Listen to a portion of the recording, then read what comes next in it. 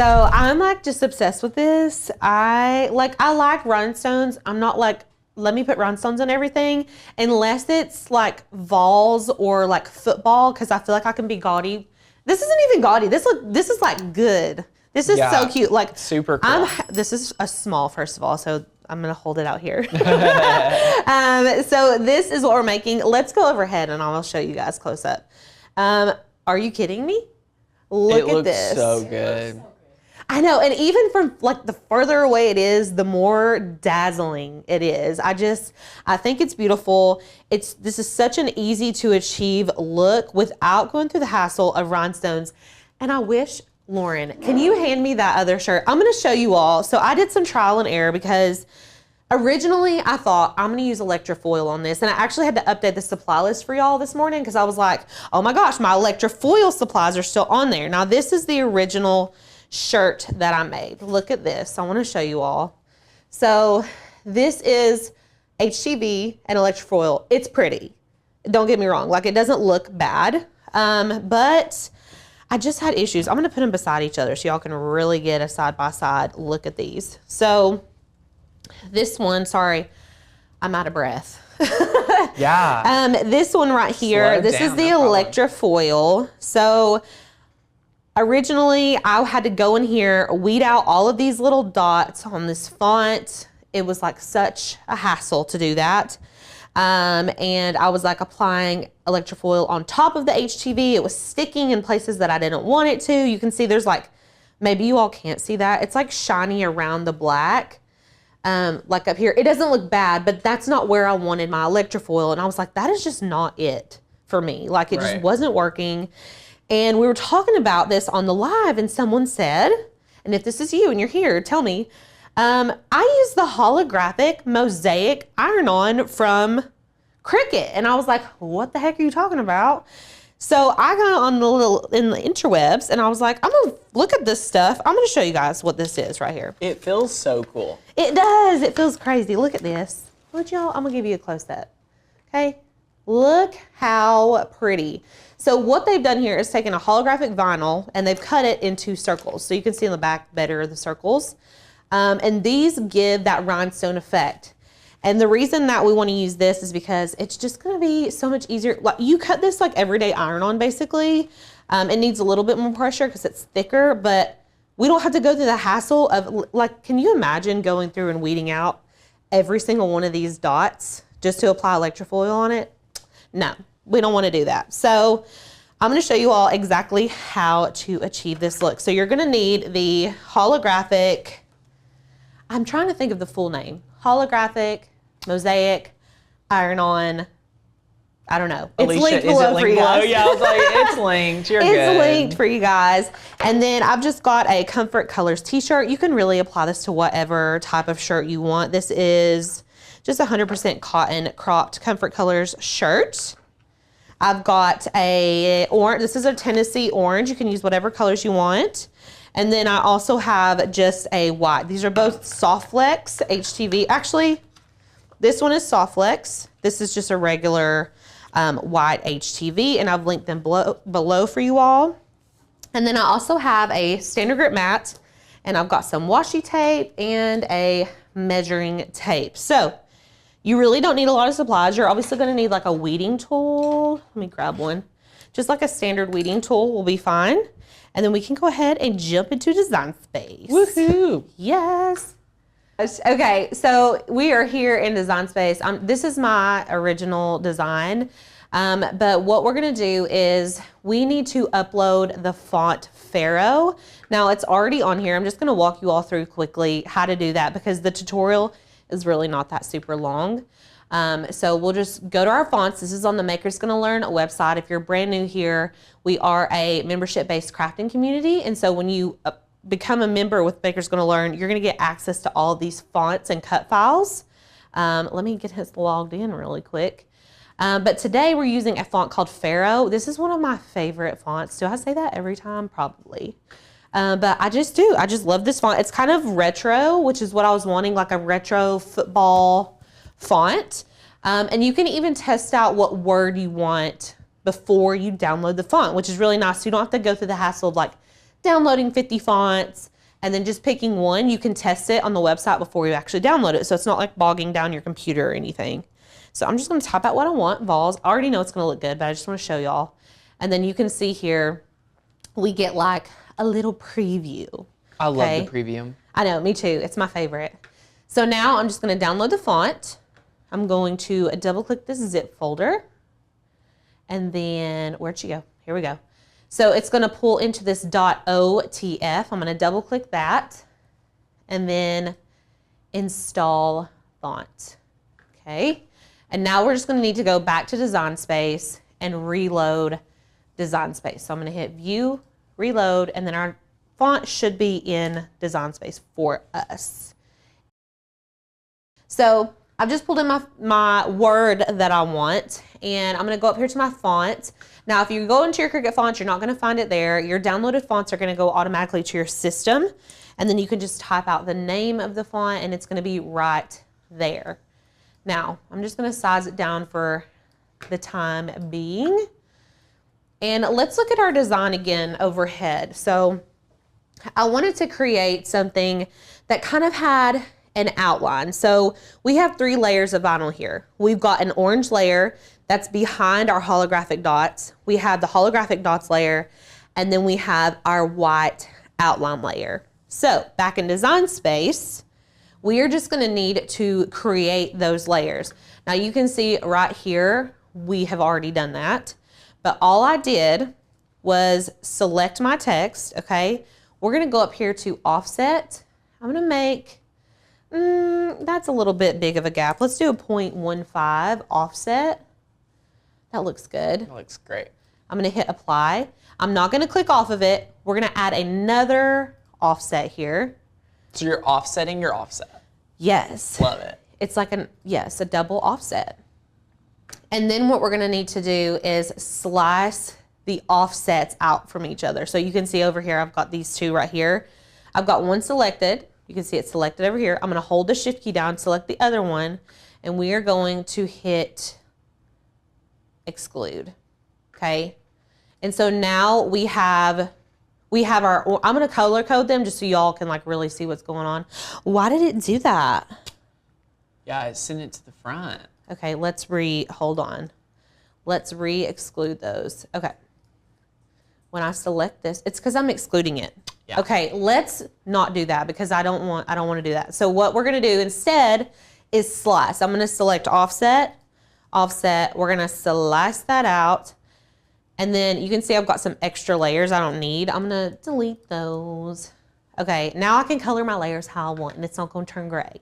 Right. So this vols, I want it to be orange. I like to keep my stuff color coded because then I know what needs to be cut out of what. While that orange layer is selected, we're going to duplicate it because that's going to be our holographic layer. I'm going to change it to just like a light gray.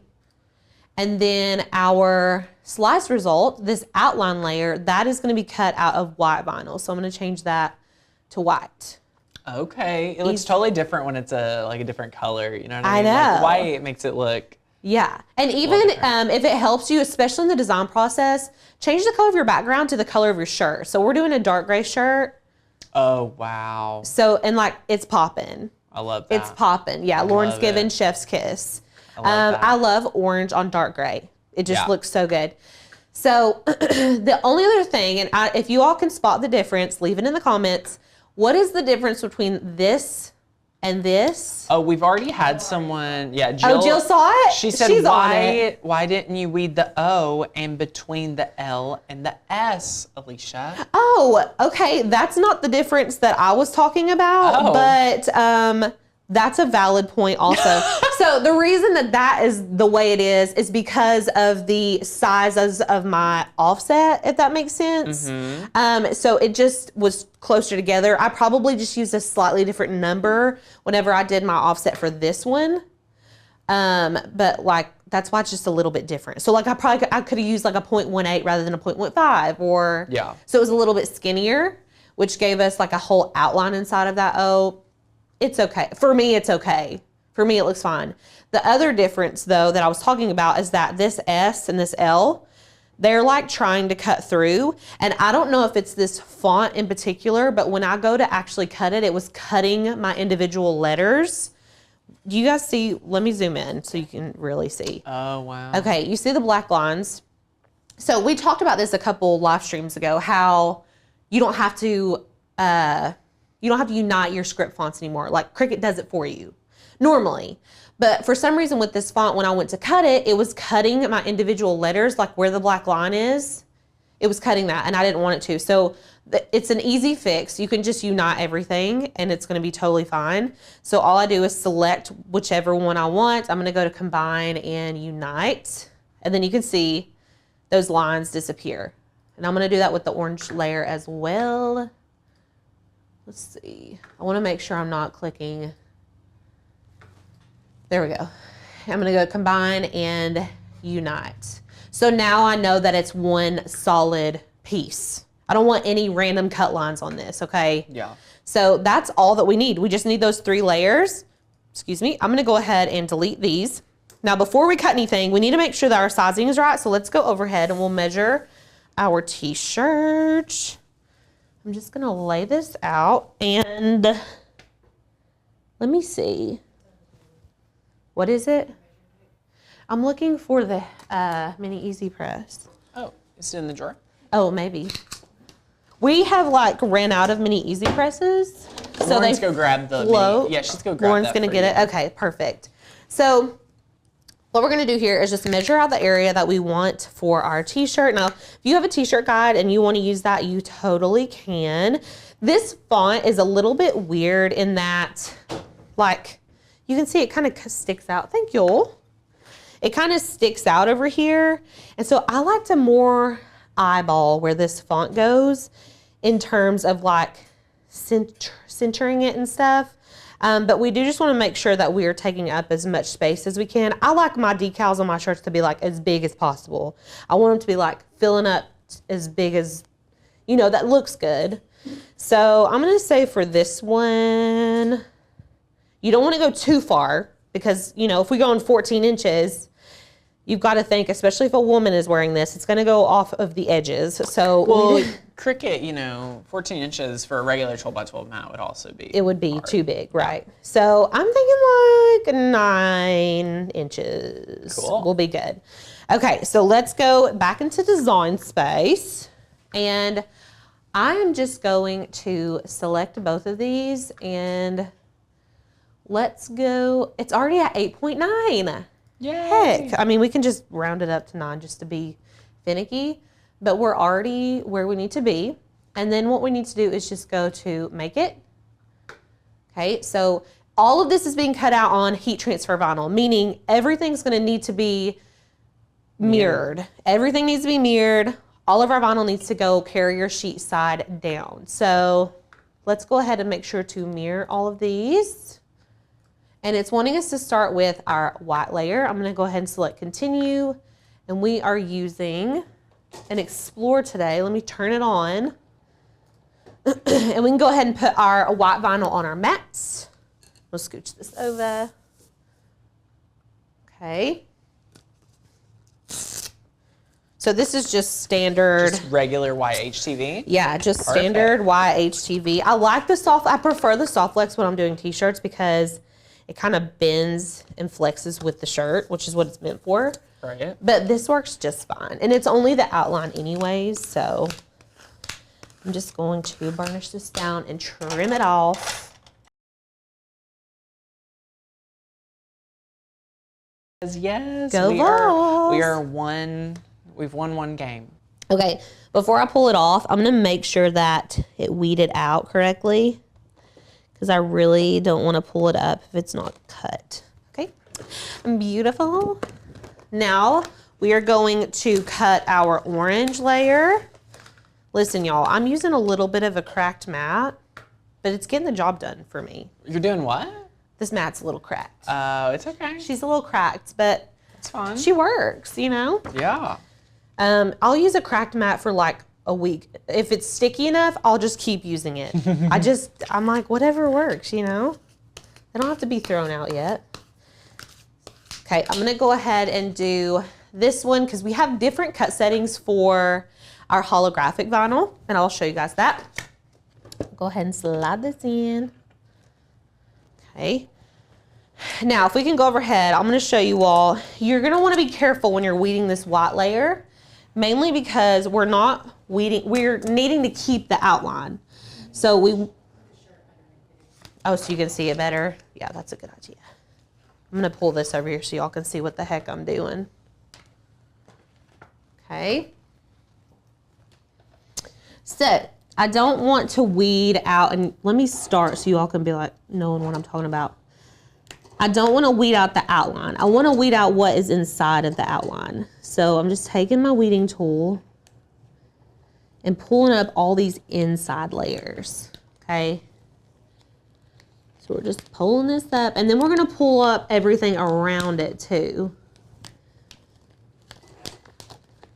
And I went ahead and turned my mini easy press onto the medium heat setting. So she is heating up right now. Okay. Love it. And then I just need to, I'm gonna cut off this edge over here because we don't really need it. Throw her in the scrap pile. And then we're gonna weed out this layer right here. And this will leave us just with the outline. I'm a really aggressive weeder. It makes people nervous, I'm sorry. Especially with HTV, I'm kind of rough on it. Okay. So then you're just left with this. Cute, right? It's awesome. Then we just need our orange layer. I'm like looking for my scissors and they're literally right here. Kim says, my mat is cracked too. I just turned it upside down. I love that. Yeah. Reduce, reuse, recycle, people. Yes. Okay, and you can use a paper trimmer to trim this vinyl as well if you like to keep a good straight line. But we're okay with it this way. And then now we're just going to weed everything around it as well as the middles of our letters.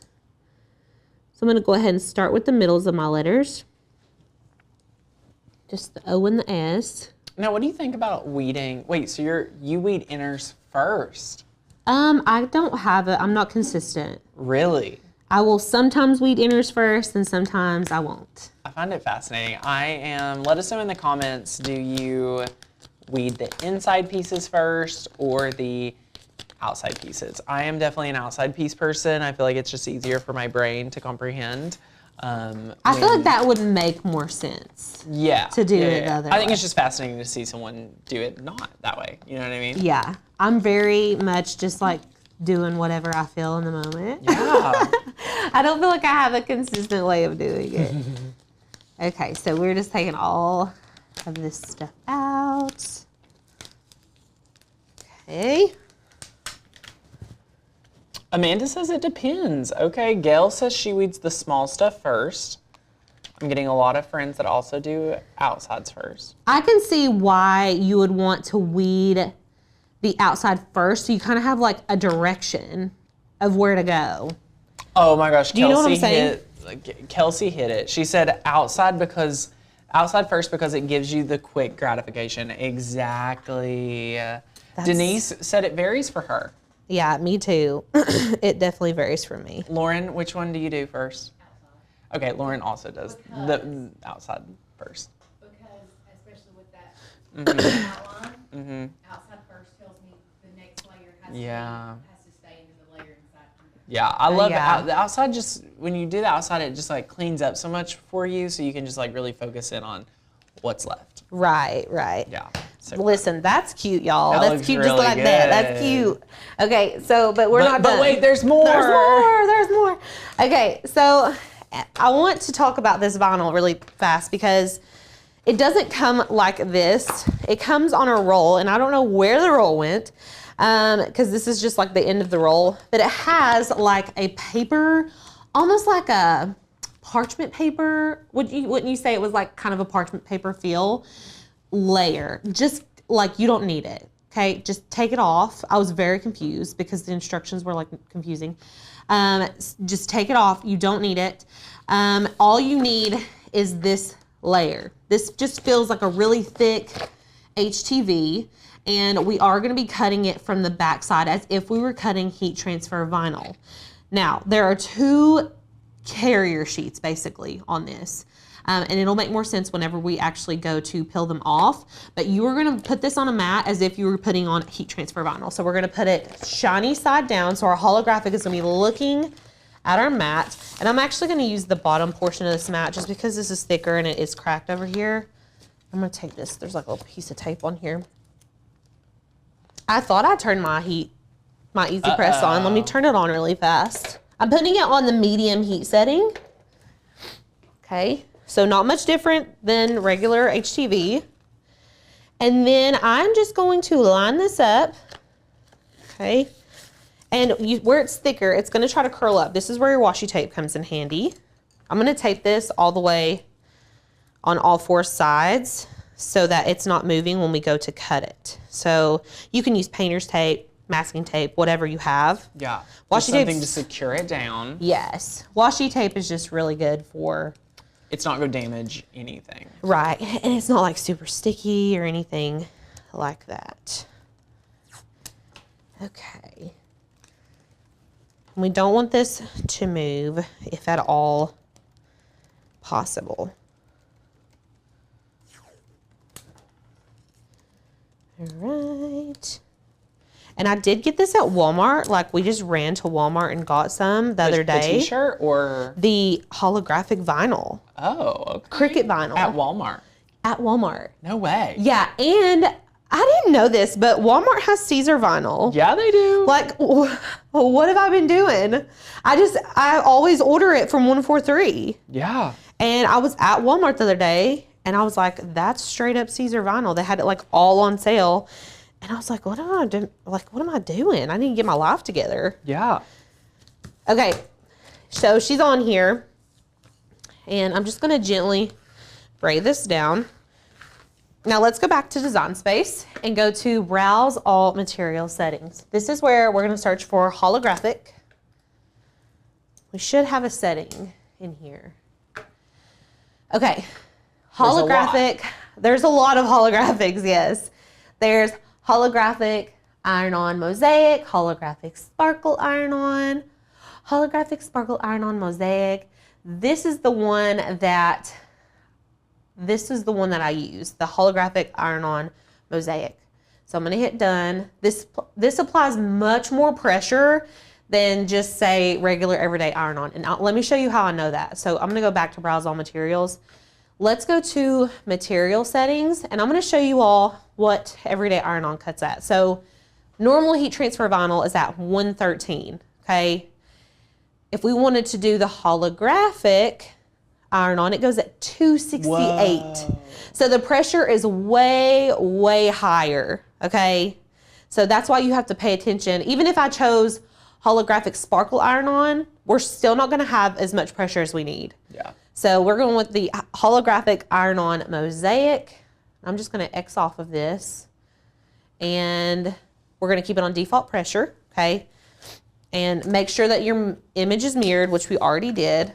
And we're gonna send this through the cutter. Now this is one that you're definitely gonna wanna make sure that it cut before you take it off of the Cricut, because this vinyl is not cheap, and you don't wanna like go wasting a whole bunch of it. I wasted some and it hurt my soul inside. So oh no, my vinyl came up. Let's take that out and fix it real quick. I'm gonna have to tape my corners down because I think it sounded like it got caught on the little. It was really thick. The little blade. Sometimes these corners can get caught up, and we'll just run it back through. Hopefully that will keep it down, keep it secured. Okay. I mean, it looks crazy, but it's gonna get the job done. You know what I'm saying? Heck yeah. All right, send it through. Making sure in Design Space I'm on my gray layer. Correct mat, yeah. Correct mat, all of that. Okay, let's see. What color do you call this? Crystal says she's on the website and there's 3 colors. Okay, I've linked this below for you all. So select the one in the description of the video because there's like holographic sparkle. There's like a couple very similar ones and there's also square. So make sure you're getting the round one. So this is the Mosaic Circles Silver. Silver, yes. Yeah, Mosaic Circles Silver. Okay, I think that we're good. It's cut. So let's pull it out. And I'm going to trim off the excess because like I said, I want to save what I can because I would like to use this later on too. Now, Alicia, tell me how this is weeding. I'm about to show you because it was like tripping us up a little bit the other day. I was like, is there an extra layer on here? I'm trying to cut this without cutting the design. Okay, I think I can see it. Yes, I can. What's nice is these circles line up. So I can just go kind of straight across here. And have a perfect line. Yeah. Okay, now we're just gonna be weeding off the excess. I'm gonna cut this little guy right here off.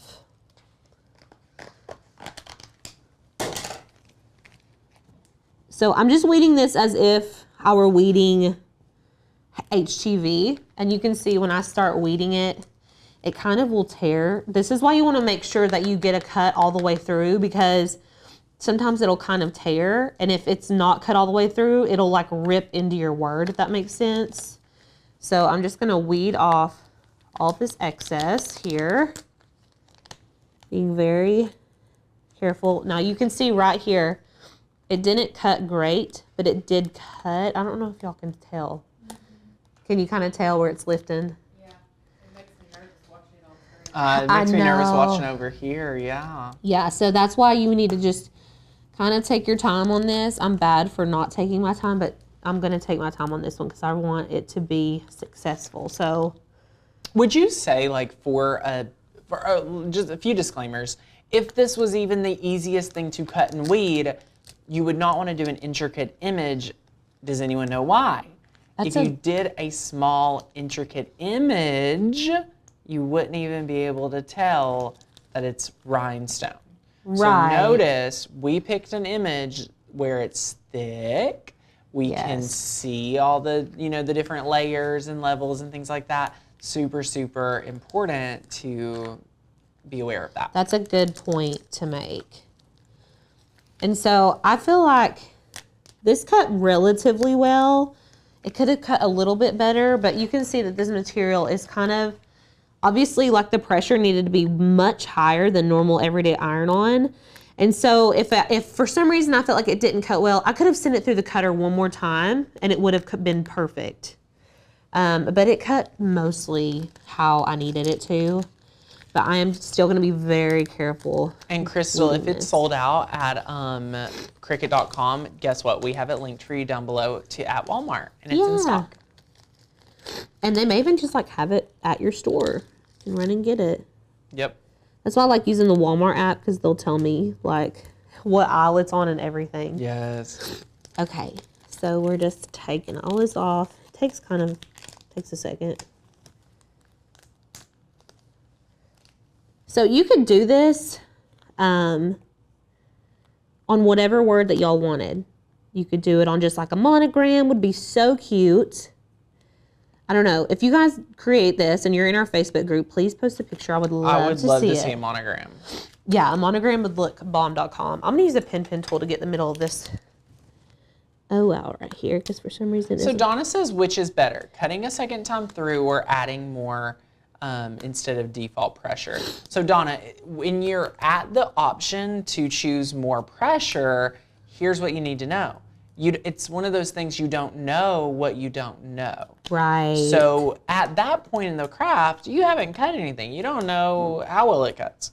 So with that in consideration, I would say I would rather cut it at regular pressure, test the weeding before I unload it, and if necessary, give it a little bit more to let it cut it through one once again. Yes. And then the next time, if you just want to go ahead and add more pressure, you can know like, oh, I'm going to need more pressure. And if you need to adjust that cut setting, you can go into your material settings and adjust the cut setting too. Yes. And that way, next time you go to cut it, you don't have to add more pressure or have to cut it twice. And again, with these thicker materials, you want to be careful to make sure your blade is, fresh and clean, and there's no debris on it and things like that.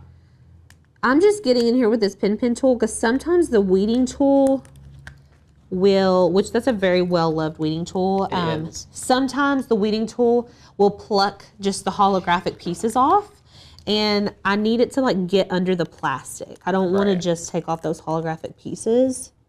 So that's why the pen tool is just a very fine point needle on the tip of this little pin, and it allows more precision. Okay, that's everything.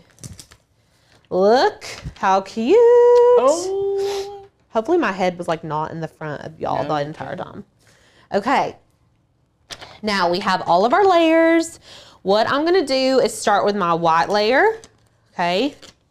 So I'm just going to separate these. We've got all 3 layers. I already have a crease down the middle of my shirt that I can see. That might help y'all. But if you didn't, you can always take your shirt. And this is just something that we like to do here to make sure our designs are lined up.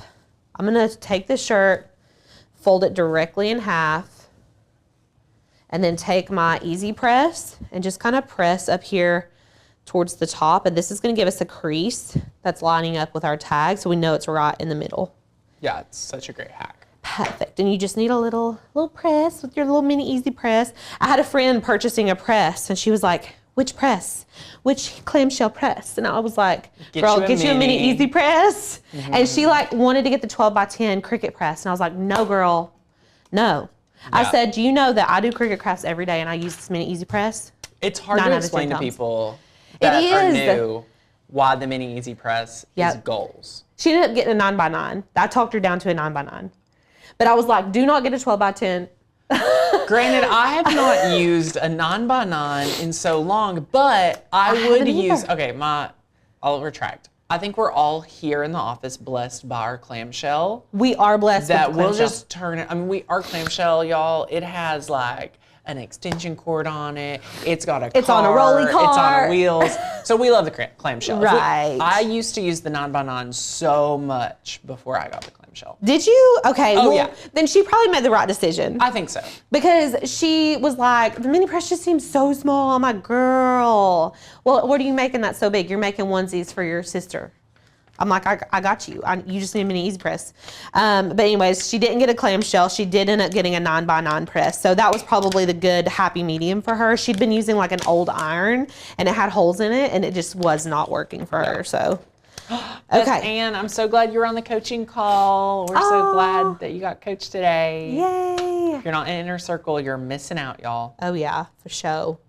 Okay, I want to give you guys a little tip if you decide to do a vol shirt with this font. Because this tail comes out here, when I'm picking my middle ground, I do not measure that. I know that sounds weird, but what I'm saying is I like to fold my designs in half. So this vols, I'm going to fold it and crease it right here in the middle. And look, normally I would say take it this end to this end and then crease it. But where that tail is just kind of like an extra little swoop on the end, I'm not going all the way out there. I'm just kind of creasing it right down the middle here. And then I'm gonna line that up with the middle of my shirt. We're gonna do 3 finger widths down. If you have a t-shirt guide, go for that. Go ahead and use that. I just do 3 and it's fine.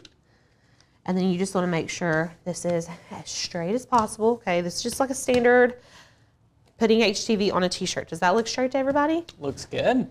Okay. Okay, and then we're just gonna take our little press. I've got it on the second heat setting on the mini easy press. And then you can tell when it adheres that they're almost like bubbles underneath there. Or it like takes the shape of the texture of the shirt, really, whenever you apply heat to it. So we're just gonna apply My favorite tip when applying heat transfer vinyl is just to make sure that the bubbles are, you know, you'll see like a little bubbles, and that shows that, you know, that vinyl is just attached to your fabric. Yeah. And we are gonna do a warm peel, which means that we're not gonna let this cool down before we take it off. So right when you get done ironing it, you can just slowly peel this up. Now you don't want to peel it up fast, because if there are portions that have not adhered to the t-shirt, they will pull up and the vinyl will stretch, causing your design to look a little, you know, iffy. But we've got just like that, beautiful. And then I'm gonna go ahead and do our orange layer. Now we can kind of use these little middles to help us line up, as well as our outline. We just want to make sure that our outline is even all the way around. There used to be a Cricut influencer, and I don't remember who it was, that used to say if you're doing layers, I never understood this. If you're doing multiple layers, like in a regular press, like if you're pressing one layer, it would be 30 seconds. Yeah. And you're doing 3 layers, she would pretty much divide the 30 seconds between all 3 layers. And I just want to invite you, you could press this 3 times at 30 seconds each time, and your vinyl's still gonna be okay. You're gonna be fine. It's gonna be fine. Don't think about it too hard, y'all. Yeah, so just get it attached, and that's it. Now, I did, this Vols carrier sheet covers most of my white, but if it didn't, you can always take this extra carrier sheet. Yeah, keep that and kind of carrier like sheet cover close. it. Yeah, you don't want to go in with your iron onto your regular vinyl. Right. 30 seconds 3 times. You want to make sure it's always covered. Like I have a couple little places that are showing, but I'm not really ironing up there, so it's not a big deal for me. But yeah, don't think about stuff too. I think sometimes we get caught up in the logistics and like the rules, and y'all, this is crafting. Don't take it so seriously. Right. I mean, just it's fun. It's supposed to be relaxing, and that's what, you know, we're here for. So peel that up carefully. Beautiful, cute on its own. Cute on its own, but we're gonna razzle dazzle this, okay? So now you're just gonna need to line this up on here. Okay. This one takes more time to line up. Yeah, this is like the one. Yeah, this is what you want to spend the most time working with. Okay. And it's not super sticky, so you can kind of adjust. All right, and then we're just gonna go in and apply our heat.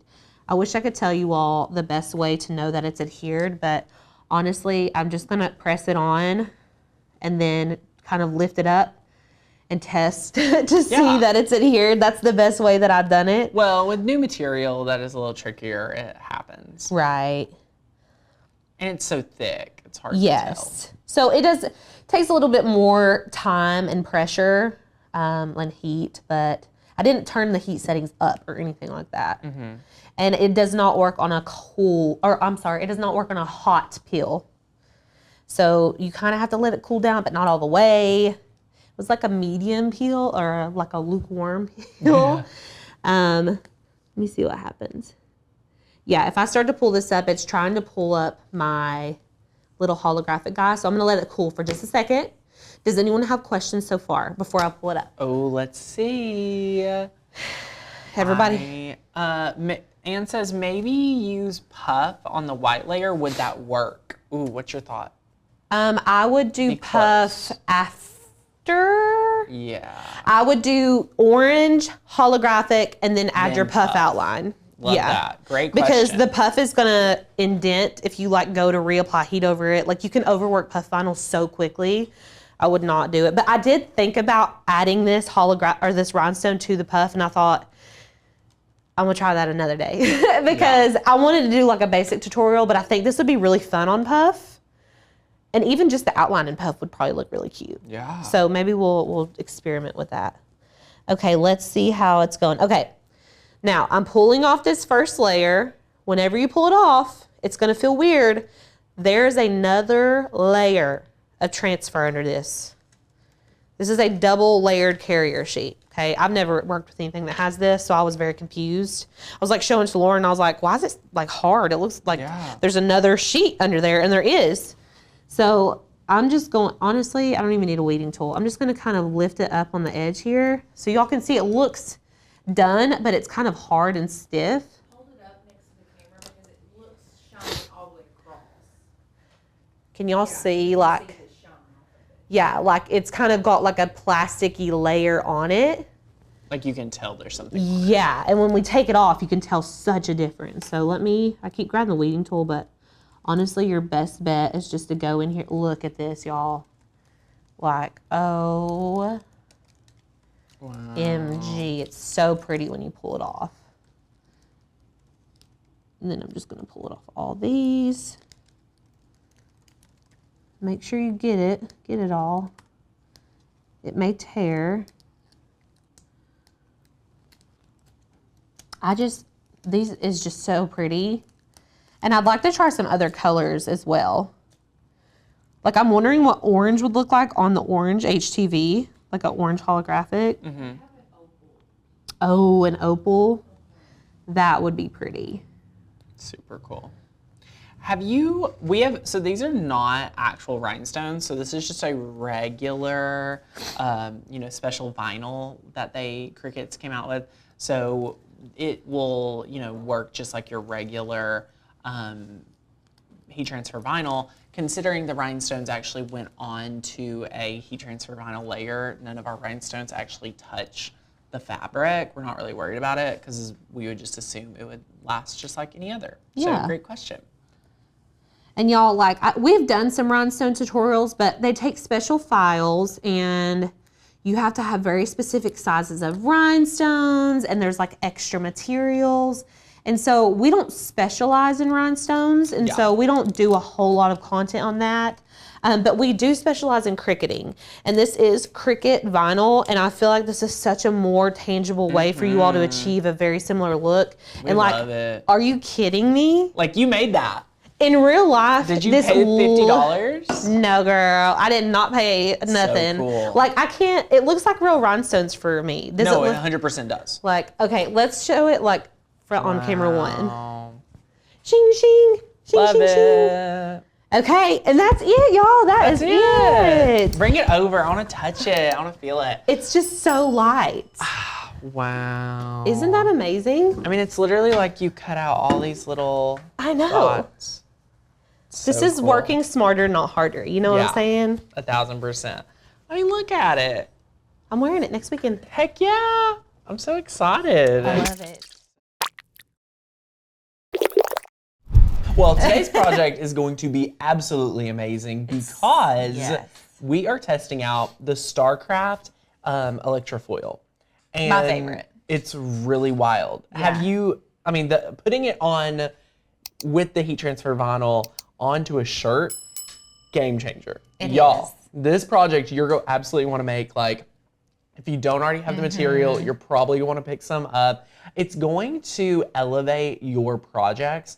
And I'm really excited to just kind of talk through and review with you all today the difference between, my opinion, of like foil HTV and this process, because it's very different. It is. And I think you'll be really, really impressed with how this all comes together. Even the design space portion of this is really gold. Like, even if you don't want to use electrofoil, if you don't have electrofoil, you can do this design space portion and cut it out of HTV and like be good. Yeah, it's really good. We're going to teach you a little bit more about how we use glyphs and how we as a team use the glyphs inside of our craft projects, just to kind of teach you how to use them in yours too. Yes. Because I think they're underrated. Oh, they are. And if we go overhead, we can kind of take a look at all the supplies we're using, everything we have here. Today's project, we opted to do just the mini easy press. You can do this project with a full heat press. You can do this project with a regular easy press. We're using the mini today, so that's awesome. We're using the easy press mat, whatever size you want. If you have a big heat press, this is not needed. We are also using, this is like some butcher's paper. We're going to use this kind of like our Teflon sheet today. So we just are going to use this to protect the foil and the material if needed. We just like to have some things here depending on how we feel. This is actually the foil. So let's take a look at this. So, ooh, so pretty. So like listen at the noise. Like you can feel it's very, very thin. It's very, very, specific. So it's just really interesting medium that you may not be accustomed to working with. So we want you to feel really confident about that today. And what I also want to share with you that we're going to use incorporation of this is the Caesar, help me out with this Easy name. Weed adhesive. Yes, the Caesar Easy Weed adhesive. Yeah, it really is. So this is what you would have to have in partnership. So if you're ordering from 143 Vinyl, you're going to want to get the StarCraft Electra foil in your favorite colors. And then you're going to need the Caesar Easy Weed adhesive vinyl. Vinyl. So what will happen is we're going to put this down first. Okay, just like this, cuts, weeds, applies just like our vinyl today. And then after all that's down, we're pretty much going to come in and activate this cut material on here. It sounds a little bit like confusing or extra steps. Have no fear, we're gonna work on it together. It's like the glue that holds it together is really, and also I put heat transfer tape up there, you don't need it. Yeah, okay, I'm gonna set that over here. There for moral support. You're good. And then we also have a weeding tool, of course. We have a t-shirt and a tape measure just to make sure we know what size we wanna do. But while we're overhead, let's take a look at our shirt. So as you can see, we are using 4 different colors. We have, you know, the blue. This is the actual foil. The second mama on here is the foil. And this is the first debut of the font, Saturday Night. Love it. Love it. So you can see the foil looks so cool, so interesting. And then we're also using green and, you know, the little salmon or whatever color you want to refer to this. But again, so you get to pick your 3 favorite HTVs. This is where we're going to apply our adhesive HTV that's clear. So you won't be able to see it, okay? You won't be able to see this right here, which is awesome. And then you will add in your favorite foil. And we're going to, again, walk you through our whole process to make sure this foil does not stick to any other color HTV or anything like that, because we want it to just stick to our clear here. So we have a lot of tips for you today. I think you're going to be really impressed with this project. So let's head over and take a look at Cricut Design Space. Here is our project today. This is what we're doing. And this is what it's going to look like at the very end. Right. So when you're over here on the font area and we search Saturday Night, you're going to notice that we are actually downloading this font to the specific device we are on.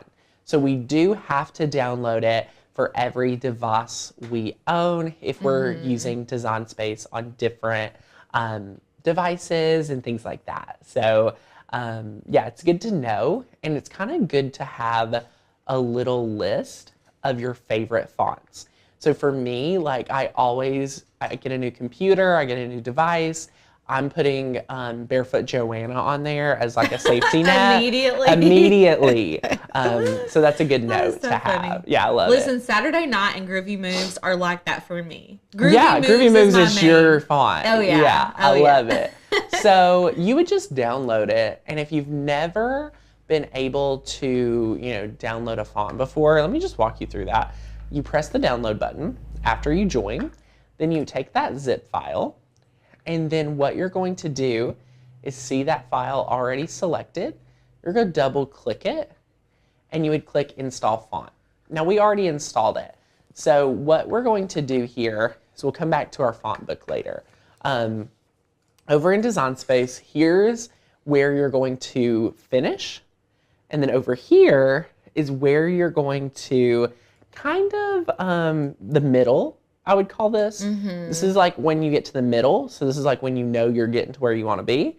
And then we're going to start from square one.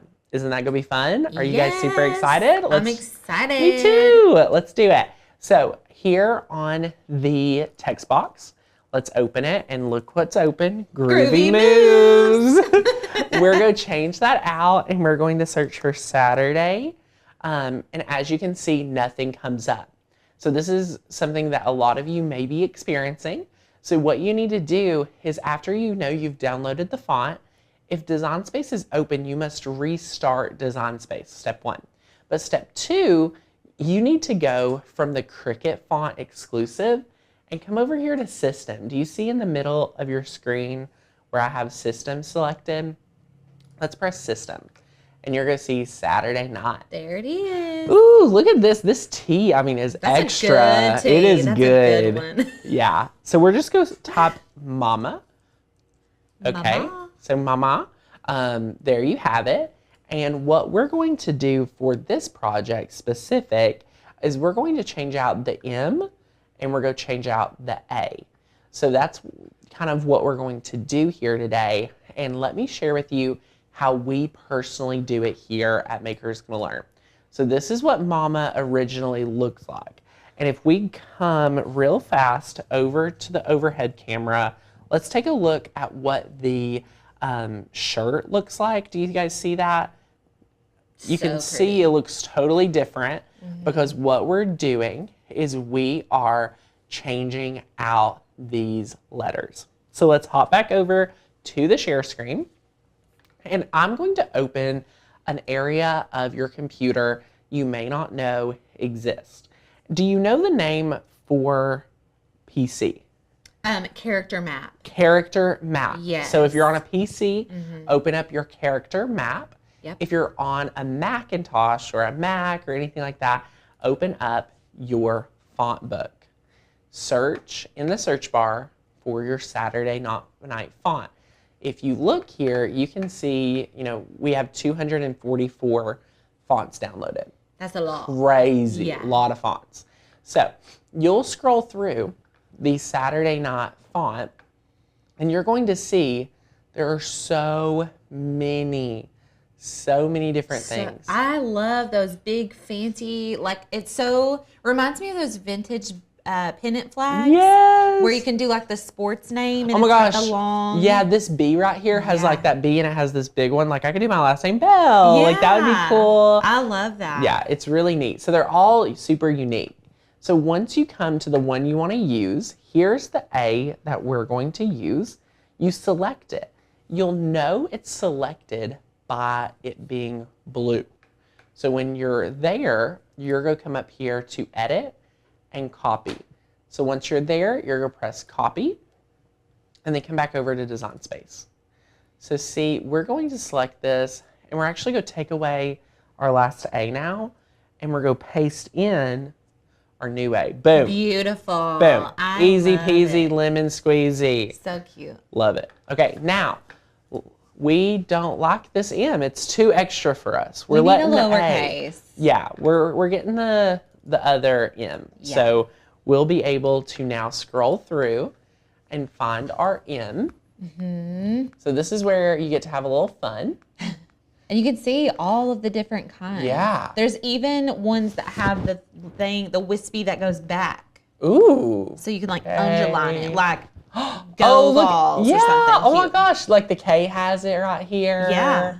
I love it. Y'all take the fear out of my projects, guys. That is why we show up. That is what we're here for. And I will say, I did an in-depth tutorial on how to do this, a filmed video for you all. So if we finish our project and you're like, I want to know more about glyphs, especially if you're a Windows user, you can go to that video and check out how to do it exactly using a Windows computer, because I cover Mac and Windows in that video. Alicia's is extra. She's giving y'all everything you need. Giving it all. I love it. All right, so this is what it looks like now. Beautiful, beautiful, beautiful, beautiful. Allison, is there a way to tell which Makers Gonna Learn fonts have GIFs like this without having to look at each one? Honestly, I don't know that there's a real true way to do it. Did we create a resource for it? If not, we'll have to look into making just a resource. We talked about doing that. My best advice is that when you download a font, you can see whenever you download a font, it automatically will take you to your font book. So you can scroll back and see. And if you just want to make yourself a little ongoing list of fonts that have glyphs and have on hand, Saturday Night has it. Yeah, go ahead, put it at the top of the list. Saturday Night has it. And Tanner, is that the M that we used?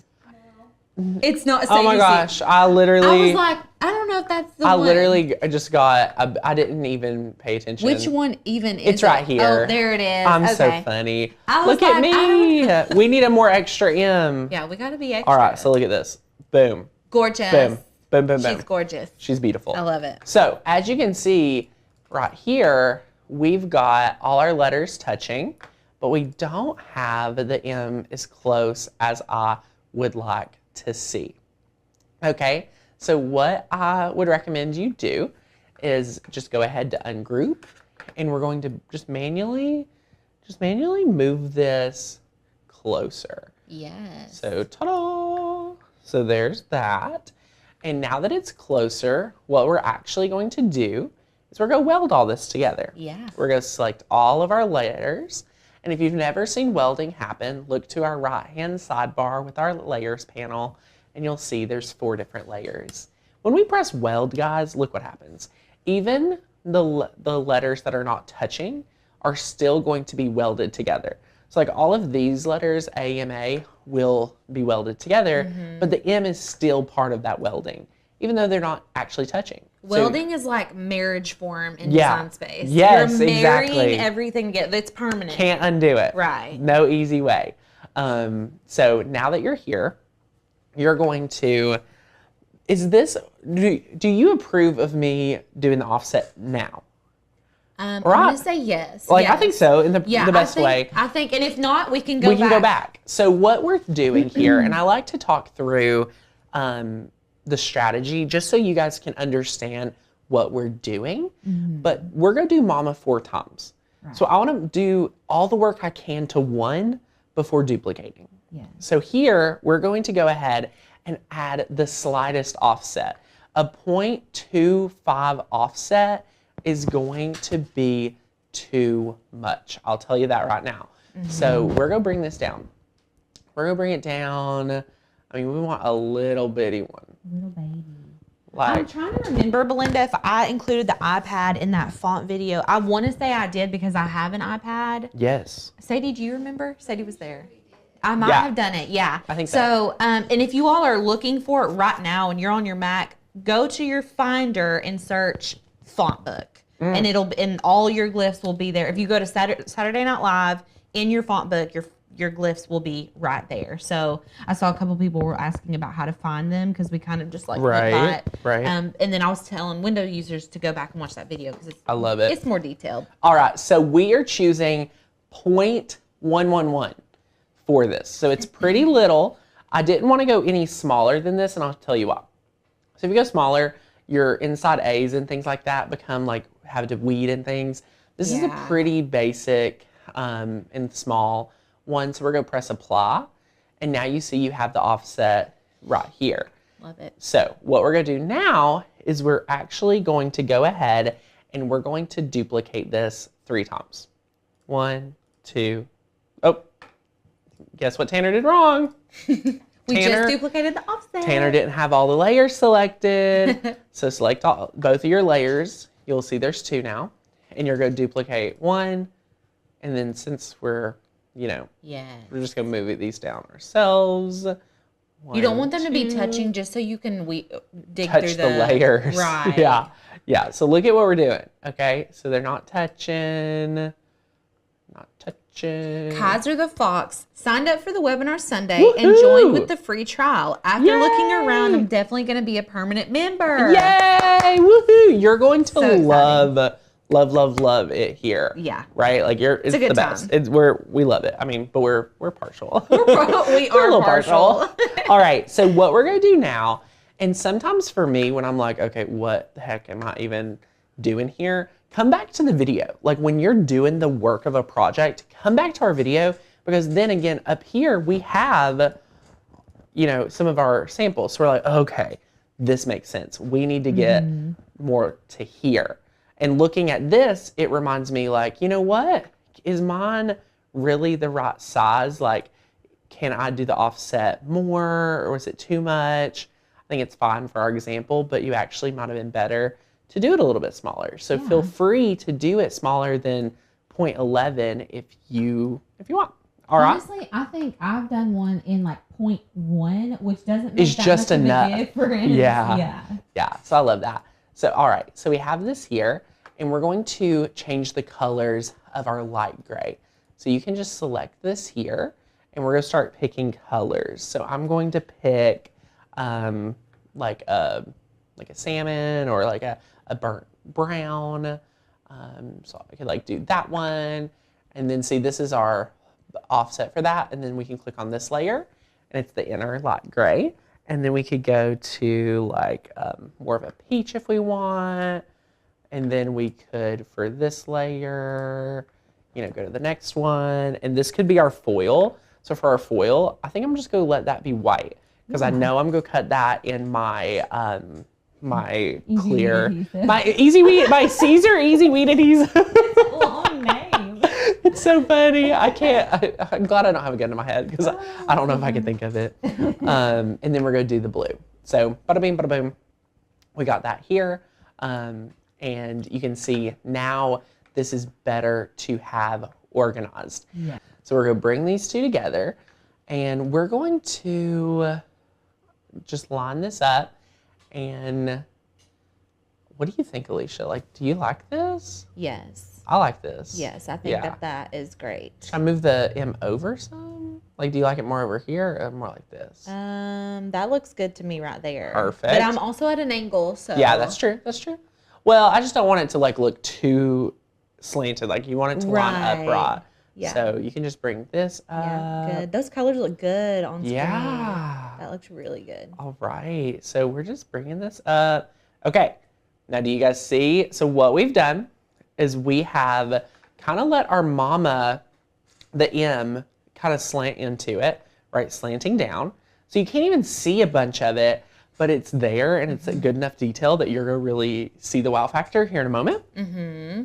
And then what we did, the best note that we can give you is for the A, make sure the A piece isn't like getting too much into the A. So it's just like in the glyph. Right. Like that's what we want, okay? So now what we're going to do is we are going to walk you through the process of slicing. So look at this. This is our finished result. Okay, this is what we're going for, our finish. And we have to do a lot of slicing. So when you're slicing and dicing, right, you have to only work 2 layers at a time. So, Alicia, what 2 layers would you start with if you were going to slice? I would start with Blue Mama. Mm-hmm. I would, first of all, delete the offset behind Blue Mama, and then I would start with, because we don't even need it, right? So let's walk them through why they don't even need it. So that top Mama is not going to be slicing into any other of the layers. Right. So we put it there because we're showing you how to replicate it, but you don't really need it. All right, so we're going to just hide this layer. We don't need her. Yeah, just hide it. And then I like to start from the top, work my way down. So I would do the offset of the white Mama and the Blue Mama are going to be my first 2 choices. So this is a great example project to start going ahead and working from layers. So we're selecting our blue, and then we're going to select our black. And then remember, you can only slice 2 layers at a time. So this is going to be a little repetitive, but we're going to get what we want. So press slice, bada bing, bada boom. And then you can take this, drag it away. You can take this, drag it away. You can take this, drag it away. There it is. There it is. That's the magic, everybody. Delete it. So look, now you have the Mama up top being able to see like things are coming together, right? Are y'all picking up what I'm putting down? Yep. So now we're going to select our white, and we're going to do the same to the offset of our peach. So just like that, rinse and repeat.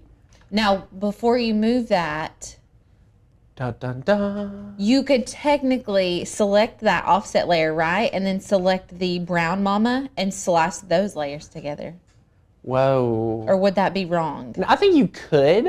I just like to make sure nobody's getting too many layers. Yeah, you're right. As soon as there's extra layers, I think that's more confusion. It is. So you're right. We need to delete it because now get it off the now the screen. project's coming together, right? Y'all are y'all picking up? Good. Are y'all picking up what we're sitting down? Like this is good. This is good stuff. We should charge for this. This should be in a Maker You class. Free content, people. Yeah. I love that. We're gonna do the last one. Bada bing, bada boom. Drag it, and drag it. And delete. She looks good. Look at this. So now this is your project. That's so it. Now that's it. Yeah. So now you'd measure it and just size it to the size you want, whatever size you want. you know, this is like 12 inches. I like to do a t-shirt at like 8.5, 9 inches wide at the max. So it is awesome, awesome. So this is the one we're actually going to work from, the one that I just messed up. This is the one we're working from. So you can see it's pretty large. I'm just gonna measure my shirt and just make sure I know what size. So yep, we're gonna do 9 inches. I'm just gonna size this down to 9 inches wide. The best part is when you size this down, you're gonna be able to see that the rest of it kind of just comes together. So it's 9 by 8. So yay, super, super fun. And then what you're gonna do is you're going to just delete out those. You're gonna come over here, delete out these. All right. You know what, should we do this one? Because it had a little bit more space. I like that one. I like this one. It turned out good. I think we should use it. Okay, we're gonna use it. Since we built this one, we're gonna do the one we built together. Yeah. So this will be fun. So we're gonna see this here. And then what we're gonna do is now that we're here, you are going to be able to go to make it and start cutting it out. So let's press make it. You can see here, we're gonna start with our clear adhesive. For all 4 of these mats, you know what we need to do? Mirror, mirror, mirror, mirror. All right, so let's go back up to number 1. Let's go to continue. We're connecting to our machine. So we're using the everyday iron-on setting. It's letting us know to make sure to put this shiny side down. And you know what? We've talked all about our supplies. Hey. All right, so what we're gonna do is we're gonna cut just a little bit off here. And this stuff, believe it or not, has a shiny and dull side, so that's perfect. Now we have had some questions, why this material? And my question is, why not? So it works great. It's nice to have, it's very multi-purpose, and it's super, super cool. So if you are doing this, just like a typical project, you are going to put shiny side down onto the mat. Just like regular HTV. Just like regular, yeah.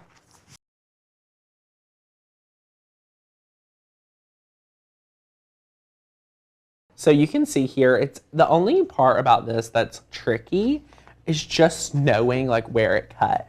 So I'm going to actually probably cut this or weed this right on the mat so I don't have to do it any other way. But I do want to trim it real quick. But as you can see, it is tricky. Alicia, do you have any tricks that you found to be resourceful, helpful for you? I try to use the light, like the reflection of the light to see if you can see where the cut lines are. Right. Or even you can refer back to Design Space to see how wide it actually goes. That's a great tip. But yes, I don't know. I mean, they have little light boards that you can weed with. Did Cricut make some of those? Yes, and I give a review, and I'm like, don't buy one. It's not. So unless you're using this a lot, I would not buy one. Yeah, I've never used one. If it tells you anything. And you guys know how amazing Alicia is. Oh well, that's not what I meant. No, I mean it. I can say that. Oh, thanks. Some people are saying they've never used a foil, but I'm going to have to. Ooh, yes. So you can find all these foils on the 143 Vinyl website. They have so many options, y'all. They've got like zebra print, patriotic. They've got an oil slick one that we purchased and I have not used yet, but I'm obsessed with it. It's so cool. Yeah, we love 143 Vinyl. Like, we work with them, but we also spend a lot of our own money there. Like, we love it. Oh my gosh. It's the only place I'll buy vinyl. Yeah, I just can't. It's the best. Kathy's asking how much would we suggest pricing the floating memorial ornaments for? So are you doing the same as we did like in our little tutorial? I saw yours on the Facebook page, which turned out really good, by the way. It was very beautiful. I don't know. I would say you could probably do them for like 10 or 15, like between 10 and 15. Yeah. Depends on how long it took you to make it and all, all of the things. Exactly. Oh, Griff Moto, aka my husband. What? He has an opinion. Baby powder helps to see the lines without hurting the stuff. He's seen it before. Has he been watching Cricut hack videos? He watches. Oh, he sends me like videos. So wait. I'm one-upping Trey. Oh, this is actually a really great tip. Everybody, come to me. Bring it in. Bring it in. He suggested baby powder, but Trey, I hate to break it. This is clear, it's like clear and white, so it would help some. But do you want to know what would really help? What? Cocoa powder. Oh, cocoa powder. I've never used cocoa powder. Yes, I've done it in a hack. It works so good. Oh my Trey, gosh. thanks for inspiring that, dude. I know, that's cool. What a great guy. I didn't even think about that. What a great guy. Yeah, Look at him. that's exciting. Fun fact for the day then. I love it. I like this screen name, Griff Moto. Oh, I get it. He's like a Griffith Moto. He loves motorcycles. He's a motorcycle fanatic.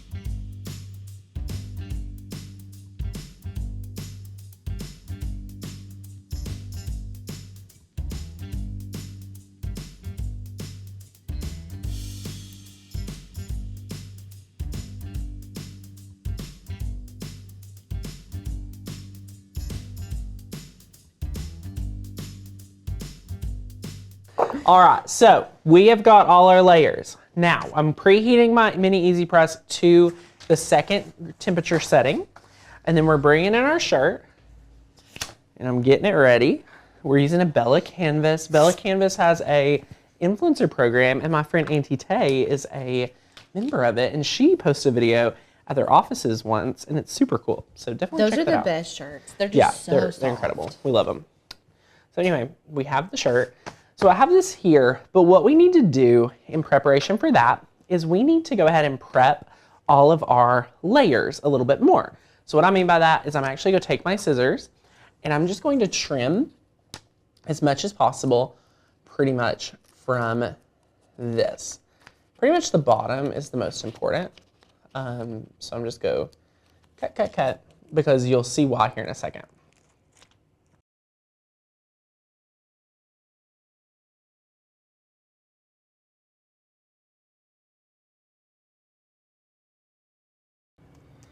Intense. Not intense. I guess that's the wrong word. It's so the serious. reason you're doing it this way. You're going to see. If you don't understand yet, you're going to see in a moment. Okay.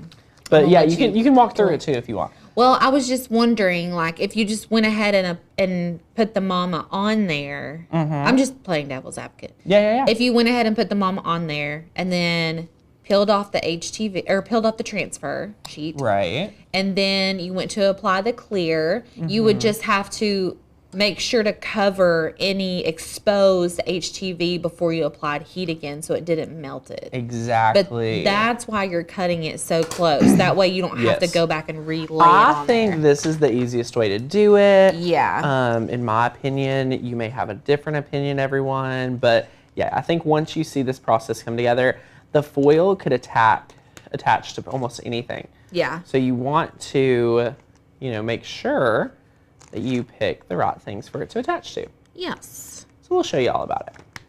It's looking good so far. Yay, 10 out of 10. Thanks. All right. So we are now ready to heat this down, and it's going to be good. So how do you know that it's heated up enough? Oh my gosh, this is like my favorite thing. Okay, so if you've never used heat transfer vinyl, you'll know that it is transferred when you see the bubbles. The bubbles is the secret sauce with heat transfer vinyl. Mm-hmm.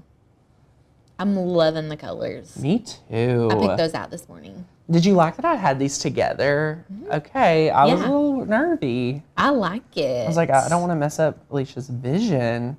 No, I love it. I think if you all are, this is just like a little designer tip from me, unsolicited. You're unsolicited welcome. Designer tips, please, all day, please, Alicia. So what I did when I picked my colors, I first picked my Electra foil color because That's like the shiner, like that's the best one. Yeah. So I went with that rose gold color, and then I was like, let me do some two colors similar, and I went with a peach and that brown, so they're like in the same family. And then I picked one accent color to pop, which was the baby blue. So that can be like a way, like if you're wanting to do purple Electra foil, maybe do a light purple and a dark purple for two of the mamas, and then do like a lime green for the other one. Or you know what I'm saying? Like you want to do something that kind of makes it pop. So I love that. Just a little designer tip. I lost my mic, so if you guys no. Okay. All right, so now what we're going to do, now that we've got all these down, you can do a warm peel on this. We're going to make sure this is down really, really well. And this area in the corner, of course, needed extra little love. So we're going to give that a second. And then we can kind of peel from this corner, make sure it's good. I was using the second setting of a mini easy press, so the middle setting. Great question, great question. All right, so we peeled this one up. This is very important.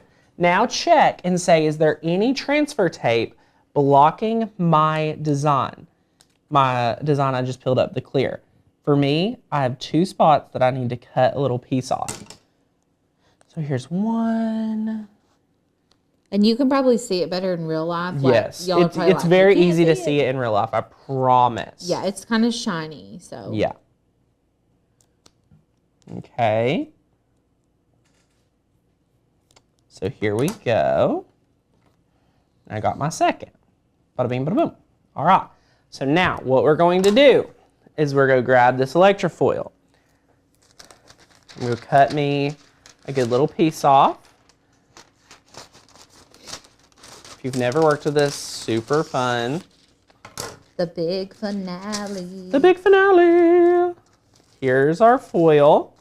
Now, you can do direct to it. You also can use a Teflon sheet or a butcher sheet. Let's see what it's like to go direct to the fabric. I'm going to do a last check. Make sure all of it's exposed. Make sure everything's good. And then look at this. 15 seconds, medium heat. And you can see it. You'll see it adhere. Yeah. And you don't want to be very like intense when you're pushing down. Like you just want to kind of smooth it out onto there. Right. And once it's heated up, do not touch it. Don't lift it up. It has to cool down completely or it will not stick. So I think it's going to be good though. It's going to look good. Oh, snap. So you could use the larger heat press for this if you wanted to. Yes. Yeah, you could totally do that. We're using a mini today just to be able to be like a little bit more, like you get to see a little bit more of it. Yeah, I agree. And you can be more precise too. Yeah. Listen, if y'all are thinking about what Cricut tool do I need, a mini press. You need a mini press. I use a mini press for literally everything. We love the mini press. I use it once a day, and no doubt. Yeah, easy. Easy once a day. Yeah, you can see it on camera. You can see where it's adhering. You can see, I mean, this is really cool. Looks so good. So you want to just make sure you hit it for 15 seconds across the board. Notice how I'm like going and kind of in. I'm just like, oh my gosh. When should I stop, Lauren? Or when should I stop, Alicia? I was thinking about Lauren because I'm like, if I mess this up, she's going to be so mad.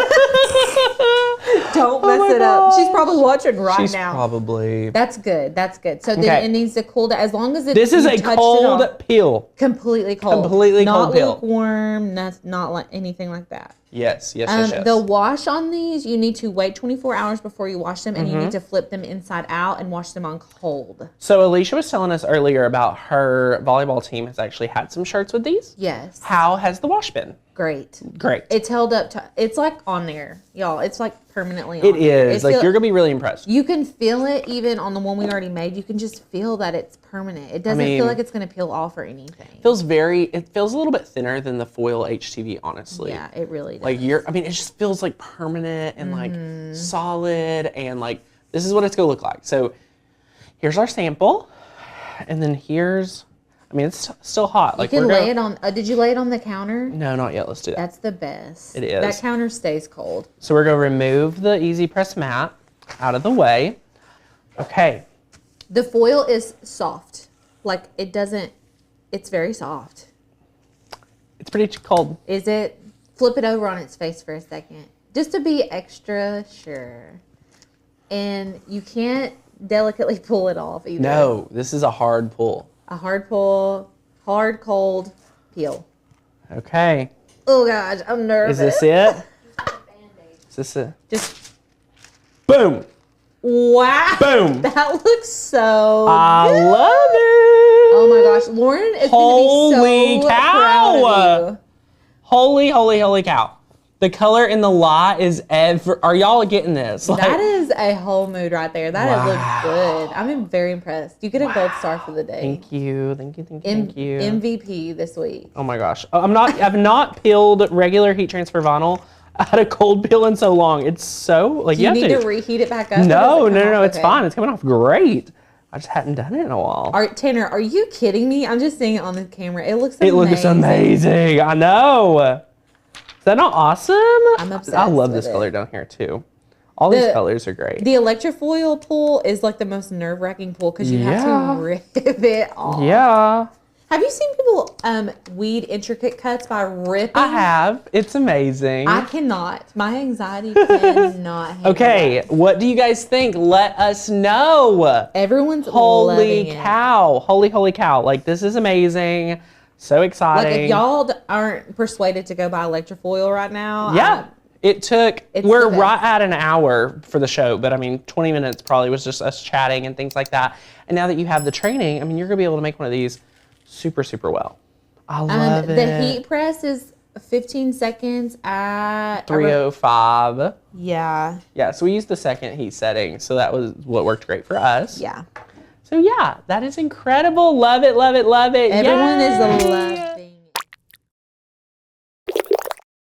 No. Does anyone have guesses to what we're gonna do today? Any guesses on our etching technique? I feel like there's so many different techniques for things out there. Oh yeah. It's like a loose term, but we can go ahead. I mean, we can go ahead and jump into it. Let's do it. Okay. If y'all have questions about the sublimation course or anything like that, please feel free to drop those in the comments. If you've got questions on the tutorial, we've got the chat box open. Sadie is answering questions. Lauren's answering questions. And so will I. But I do want to show you these sublimation tumblers really fast, okay? Also, if you didn't watch Lauren's webinar last Thursday, I'm gonna need you all, after you watch this live stream, to go watch it, especially if you're considering sublimation, because she goes over so many good, just like good basic things that you're gonna wanna know. And she kind of scratches the surface of what's inside of the course. And so whenever you get in the course, you go into way more depth. But I don't know, I feel like that was a very informative video for our sublimation people. Yes. So, okay, this is what we made in yesterday's tutorial. These are 3D sublimation. Are you kidding me? Like, I don't know if you guys are really, in real life, these look amazing, okay? They're gorgeous. They're like the prettiest tumblers I've ever seen in my life. So these are gonna be in the new files that we're releasing in the sublimation course. So if you already have purchased it, you are gonna get these 3D sublimation files. They're beautiful. I'm obsessed. So I just wanted to show you those because they've been sitting around the office and I was like, I think they would really love to see those. They're beautiful. Yeah. So I'm gonna go ahead and jump into Design Space, and then we're gonna go over the supplies after I show you all this little tutorial. So let's hop over into Cricut Design Space. I don't know if this computer has updated Design Space. It looks like it has. So Design Space is updated. Things are in like weird order a little bit. Nothing crazy. It wasn't a huge update or anything, but I'm gonna open up the file. This is the one I created, but we're gonna be recreating this. So I actually used fonts and images from the Maker's Gonna Learn membership and created this image. So this just goes to show you, you don't have to use pre-made images. You can use some and kind of manipulate them to make them look how you want. So what we're gonna do is go get all of the fonts that we need and the images that we need. So let's go to makersgonnalearn.com. I'm gonna close out some of this stuff. Okay, so we are logged in. Once you get into the membership, if you're brand new here and you're like, what are you talking about?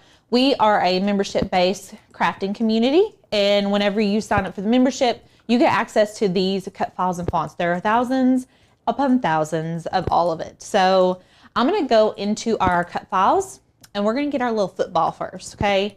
You can use whatever football that your heart desires. We've got lots of different options.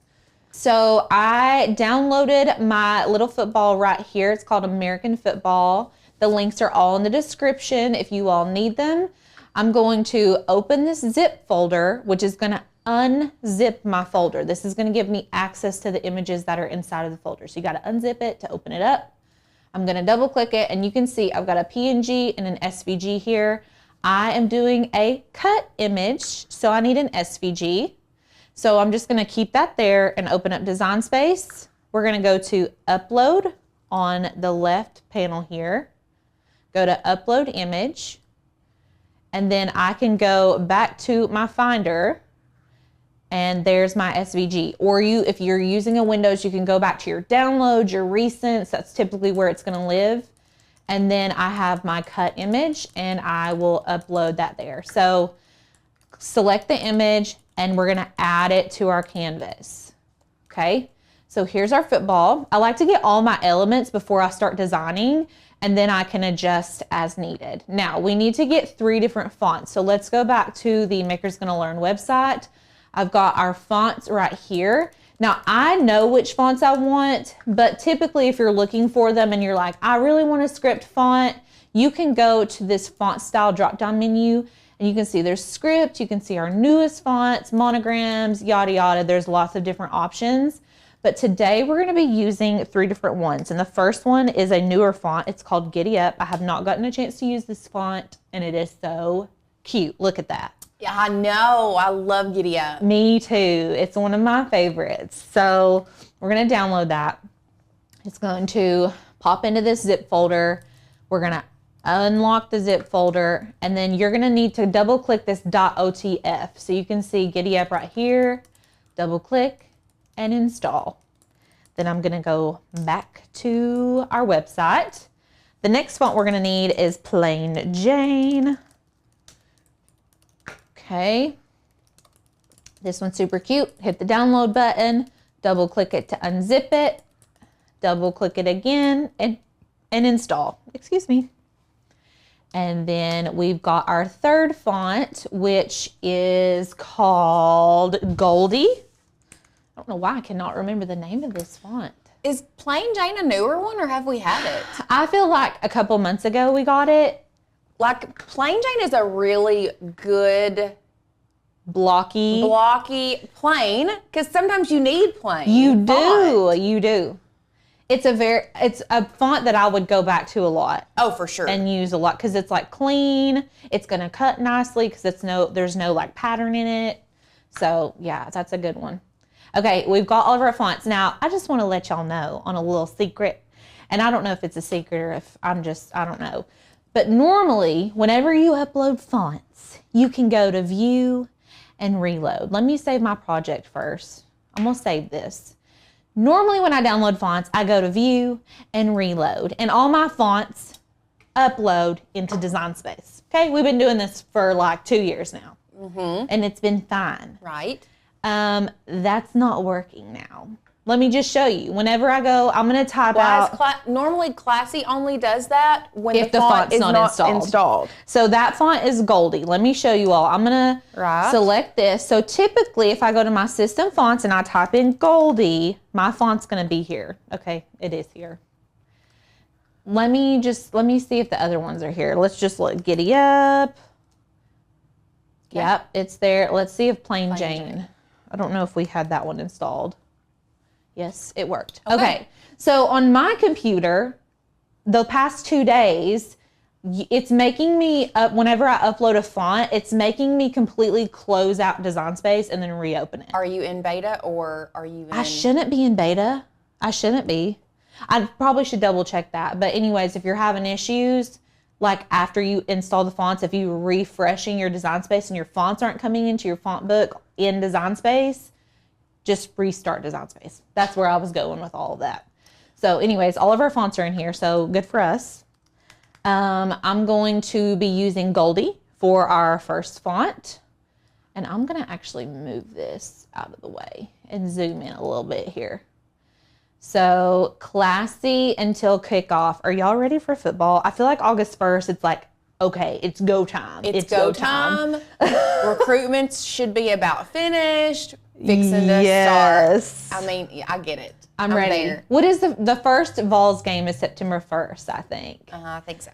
I'm really excited about football. I just love football season, like that time of year. I think it's like the crisp fallness, like the crispiness of the air of the morning, but then it warms up about kickoff time, and it's just something about it. I don't know. I love it. It's just a good time of year. So Gloria said that hers has been having issues too. Chrissy says, I find Design Space laggy recently. Yes. I personally tend to have the most issues with Design Space when Cricut does something new. I.e. come out with a new machine or try to update some stuff. Is when it tends to get like laggy until they work all the bugs out. Yeah. So that's probably what it is, just FYI. And then Kathy says, beta, ? Y'all speak in a language I don't understand. So sometimes, or a lot of times, what will happen, beta is like a test version of Cricut Design Space. So like when they do updates. So when they do updates, and sometimes beta doesn't always give you, sometimes beta is a lot more laggy than the live version. So what happens, without trying to get too like scientific with you guys, but what happens when they roll new things out, or when before anything is released, not just Cricut Design Space, you have an alpha version, so the first version, which is just tested in-house. And then you have a beta version, which is then sent out to a limited amount of people, users, to try it out, and then they go on with the live version. So you can change Design Space to a beta version in your settings manually if you want to. So sometimes we're like functioning in the beta version when we're trying to keep up with all the newest updates. Yeah. But I try to switch out because it's glitchy sometimes. Right. So, okay, so I've got this line of text, this line, and then this one. So we've got Goldie, Plain Jane, and then Giddy Up and our football. Now, kickoff is on 2 lines. All I did was after kick, I hit enter and put off on another line. But you can see this huge gap in between here, and I really do not like having those gaps. So what I will typically do is select the text box. I'll go to advanced and ungroup to lines. And this gives me the freedom to move that bottom line of text wherever I want. And then right here, I can kind of bump these up so they fit nicely. I always, whenever I'm making designs, especially with words, I try to make the important words bigger. So you can see classy and kickoff are much bigger than until, because until is like not really relevant. I mean, it is to make the sentence, but classy is like, okay, classy, I put it in a script, and then kickoff is like yee-haw. You know what I'm saying? So that was kind of my design. If you guys are wondering my design thought process, that was it. And so now I'm just gonna stretch this football a little bit bigger, kind of the height of the text, and I just tilted it a little bit. But I don't love that the text is just right overlapping all of this. So what I am going to do is move this guy to the side. I'm gonna select all of this text, and we're gonna add an offset. Now this is where I really, really, really want you guys to pay attention. Yes. Super important to pay attention at this point. Yes. Okay. So I don't want it, you can see this blue outline. This is where our offset's gonna land. That is way too big for me. I'm gonna do like a 0.15. Even that's a little big for me. Let's do 0.13. Oh, that's perfect. Actually, 0.1. That feels better. That feels right. Yes. So now what I'm gonna do is hit apply. Okay? You're like, what are you doing? Now what we're gonna need to do, I'm just gonna drag our little football over here, just nestle it up right behind our text. Okay, while my football is selected in my layers panel, I'm going to select my offset layer. Okay. I have both layers selected. And then we're gonna go slice. Are you about to say something? Nope. Okay, and now I'm gonna get rid of all of these slice results. Now you can see over here in the panel where everything is living. Okay, this is what you're left with. So you can see, we can see our text much better now, and our little football is out here. Now the only other thing that I wanna do with this image right here is, do you see these little dots like in between the letters? I don't like that. So I'm gonna select just my football, and I'm gonna go to my contour function down here on the bottom, and I'm gonna click on those, and that's gonna get rid of them on my canvas. Okay, you can see they're lighter than the other ones, and then we're gonna X off of that, and that is my whole image. So now the only thing that we need to do next is make it a cohesive image. So there's a couple different ways that you can do this. What I'm gonna do for this specific image is select everything and attach it. Okay, I'm just gonna attach everything. So now you can see under this attach, everything is all together. We could also technically unite it, but it's 6 one way, half a dozen the other. So I'm going to attach it. Now, before we cut anything, before we do any of that, I'm gonna need to make sure that my sizing is correct. So let's go overhead. I've got my wine glass. I've used a stemless wine glass for the other one. This is just a stemmed wine glass that we had. Can y'all see that good? Okay. Now, working with wine glasses is different because there's a curved surface. Now, we're not using stencil vinyl like ordinarily we would use stencil vinyl or permanent vinyl and etching cream. We are using a type of adhesive vinyl today, okay? So I'm gonna be needing to measure my surface and keeping in my mind that we are putting vinyl on a curved surface. So there's potential for bubbles and stuff. So we don't wanna be measuring from the very top all the way down here. That's not where we wanna measure. I wanna stay up near this flat surface as much as I can to prevent bubbling around the edges of my vinyl. So I'm gonna try to stick with like honestly, I'm gonna start my zero right where I would want my vinyl to start. So I'm pulling my zero line right there and say, let's not go any taller than 3 inches. Okay, so back in Design Space, I've got my image selected, it's locked, and I'm gonna change my height to 3. So while she is also doing that, I know we've had a lot of people that are, yes, love the hacks. Some people are saying, I'm lost, totally new, rookie. So this is if you are a complete rookie, what we have done today in creating this and pairing fonts and everything else is a little bit more of I would think, on the advanced side of Design Space. But the good part about this is you all can always go back and rewatch this as many times as you want to get it figured out. Yes, for sure, for sure. So if I sped through that a little too fast, I'm so sorry. I didn't mean to. But you can go watch it, like Lauren was saying, as many times as you need to get the hang of it. Once you do it a few times, especially this technique, I feel like it's very easy to catch on to. Yes. Like after you do it, you're like, oh yeah, okay. Basically all we're doing is creating an offset on our text and then slicing the offset out of our image. Okay, that's the simple way to put it. So now I just resized my image. Everything is attached together. We're 3 inches in height. And now all we need to do is go to make it. Now I'm just gonna actually delete our old image. This is our old one. We'll just delete him. Okay, so now I'm gonna go to make it. All right. Now, before we go to cut anything, let's go over what you're gonna need to actually etch this, because we're about to start using the secret product we haven't told you about yet. So let me show you all. This is the original one that I made. Okay, it looks beautiful and etched, right? Like, I feel like this looks perfectly etched with etching cream. This was not. So we actually used permanent frosted Cricut premium vinyl. This is just like an opaque vinyl, y'all. Let me show you what it looks like when you kind of peel it off. So it is Cricut brand.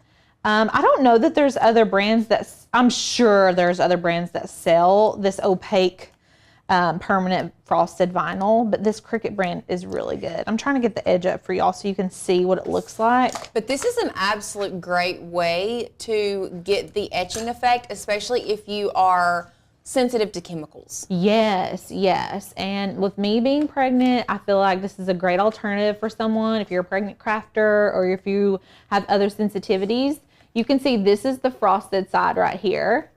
So it's still like a little see-through. But it gives that perfect etching effect. So all you're gonna need. It even kind of feels like it has it has the same similar feeling to etching. Yes, it does. It has a texture feel. Yeah, it's not smooth like normal vinyl. It's very much a textured vinyl. So I just need a small little section of this. You are gonna need I won't say need. I will say need lightly. You should use a strong grip transfer tape to transfer this vinyl. I think because it's a little bit thicker and because it's textured, the strong grip works better. But I'm using a medium to strong tack transfer tape. And this brand, let me tell you, I don't use this a lot, but it felt stickier than the other stuff that we normally use. Frisco Craft. This is from Frisco Craft. If we can go overhead, y'all can see. Is that not the HTV transfer stuff? Yeah, very well could be. It doesn't feel like our medium tack. Okay. But this is what I used and it worked really well. Okay. I could have been better off using a stronger Cricut transfer tape, honestly, but we didn't have any on hand whenever I was making it. So this worked and I was like, you know what? We're going to use what we have because we tell y'all to do that all the time. So we've already had the question that you knew you would have. What? Is it dishwasher safe? Or is it washable? Okay. So what we're gonna do, because we have been super busy little bees here in the craft room this week, what we will do is, I actually may go run and do that now, stick it in the dishwasher for you guys. Yeah. And then come back to tomorrow's live and we'll show you the results. Yeah, or we can stick it in after the live, whatever you want to do. I meant to do it this morning, and I even put it on my to-do list. I put it in my journal, and I was like, I'm gonna put that in the in the dishwasher so we can test it. But y'all, I did a testing 10 plus vinyls video. I don't know when that comes out. Thursday? I don't know. Okay, we tested and dishwasher tested 10 vinyls. Okay, that's coming out Thursday. I think. So that was a pretty cool video. I mean, really and truly, rule of thumb, it's already been said in the comments, handmade equals hand wash. That is going to up the longevity. Yes, you're going to be able to wash it. You're going to be able to hand wash it for sure. Yeah. Will you be able to put it into the dishwasher? We will test it out for you. Yes, I did test some regular permanent glossy Cricut vinyl in the dishwasher last week, and it was good to go. Yeah. The only thing that you really risk is bubbling because of the heat and the moisture and all that. But we're going to test it for you guys, and we'll let you know how it goes tomorrow. Also, the live stream is at 2:30 tomorrow, okay? Instead of 1:30, it's at 2:30 tomorrow. Okay, so I put my vinyl on my mat. I put vinyl side up. So you can see this is the backer for this vinyl. I've got the vinyl side up, okay? So this is just standard adhesive vinyl. And then back in Design Space, you can see our design fits in this top left corner, and then we're going to select continue. Okay, I'm using the Explore 3 today, and with this being a Cricut brand of vinyl, they actually have cut settings for this specific permanent frosted vinyl, which is really nice. Okay, maybe let's type in frosted. Here we go. Okay. Premium vinyl, frosted, opaque. This is exactly what we're using. I'm gonna hit done. And we're just using a fine point blade on default pressure, and we can go ahead and load this into our Cricut. Okie dokie, I'm so excited for y'all to see this. I love this. This is hands down, my new favorite way to etch, hands down. Because I don't want to fool with like chemicals. I will say like real etching is definitely going to be a little bit more permanent. I'm on the real etching train still yet, but I'm also not pregnant. Yes, and like I like to do, I'm still going to want to do real etching projects. But this is beautiful. Yes. And I was shocked how well it did come out, I will say that. Yes, I am too. It really looks very real. I'll show you all again a close-up of this is what we are making. So, I mean, it looks pretty legit, y'all. Pretty legit. All right, my stuff cut. I'm going to make sure before I pull it off of my mat that it cut. So, I like to do this all the time. I just take a weeding tool and try to pull up some of my centers of my letters and make sure that they have cut before I remove it, because if I unload it and try to cut it again, it may cut off a little bit. And if I needed to cut it again, I could just hit the go button again and it would go. But it cut just fine. And so now I'm gonna weed everything that I don't need. So I'm just gonna start up here in the corner. Ours is not estimated to get here until the 4th. Ugh, that's not fair. I know. Well, when is that? Is that Friday? Yeah. I won't even be here. I gotta get my head in the screen because I can't see. I can't hardly see to weed this. So I'm just so sorry you have to look at the back of my head for a second. I'm not seeing it yet. Okay. All right. That's weeded. So y'all cannot see that. I'll hold it All up. you can see is white. Sorry, yeah, I know. I love Cricut vinyl mainly. I don't love all Cricut vinyl, but some Cricut vinyls I love because of the backer is not paper, so it doesn't stick to my mat. Just a little thing. So I'm cleaning my surface with rubbing alcohol right now to make sure that it's completely clean. You need to do this with all surfaces before you apply vinyl. And I've got it sitting on a burnishing tool. This is just holding my cup kind of in place. And then I'm just gonna cut a small piece of this transfer tape. This is very possibly heat transfer tape, but you know what?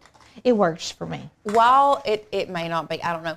While everybody, I know that I feel like a lot of people are saying, oh no, why not a Maker 3? We still love a Maker 3. Yeah. Don't get us wrong. Please don't take that the wrong way. However, when you're looking at the price of a Maker 3 and you're looking at the price of an original Maker, if you've not bought one, and now if you plan on using smart material, then yes, you have to get a Maker 3 or an Air 3. But y'all know how we feel about smart material. But smart material is, meh. Yeah. What you looking for now? I need a burnishing tool. I'll just use the one I'm using.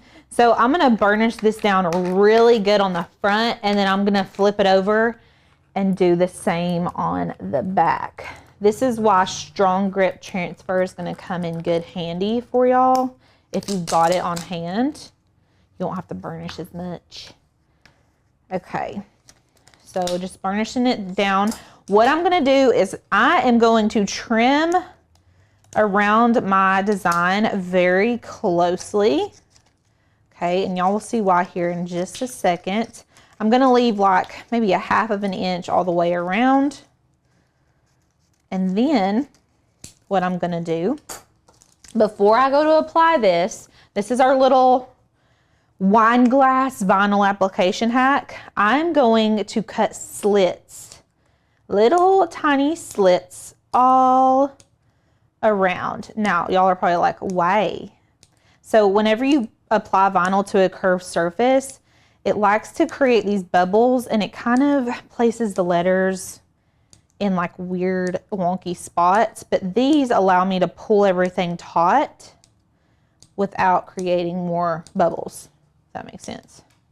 So I'm just cutting little slits. Now I want to use all of these little pulls to pull it taut, but I like to have them already cut. That way whenever I get it onto my cup, it's already cut all the way around. Does that make sense? Mm-hmm. Okay. So I've got my wine glass. Can y'all see? And then I'm just gonna pull my backing off, and everything should come with my transfer tape. So be very careful. It gets a little crazy when you're trying to remove this backer and you've got all these slits though, so just be leery. Maybe. Here we go.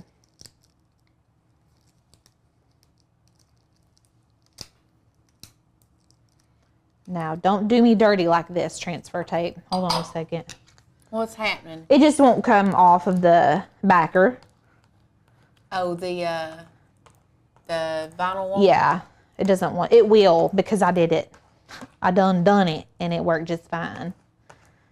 I may start, sometimes I like to start, like I'm going to start with this football edge because it's a longer, smoother edge. And sometimes it's good just to get a little start. You know what I'm saying? Mm-hmm. Okay, and then I'm just going to kind of apply this in somewhat of a taco method.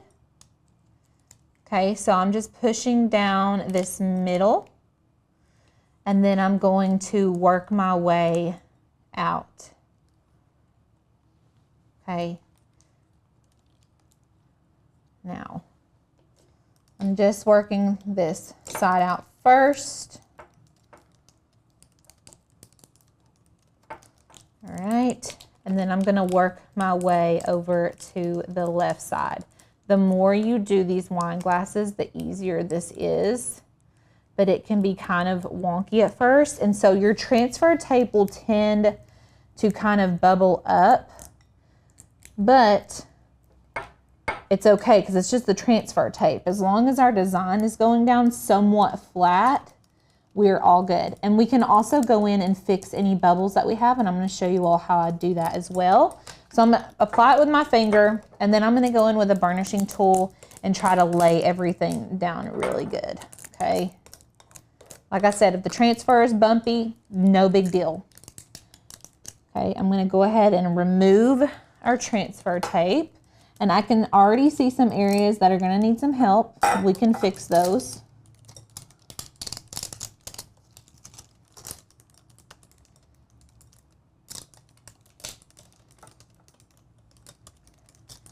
Okay, and so I can go in with my finger and work out any bubbles, any small bubbles. Now there are going to be areas like this in the O where I'm going to have to take my weeding tool and kind of get up under there.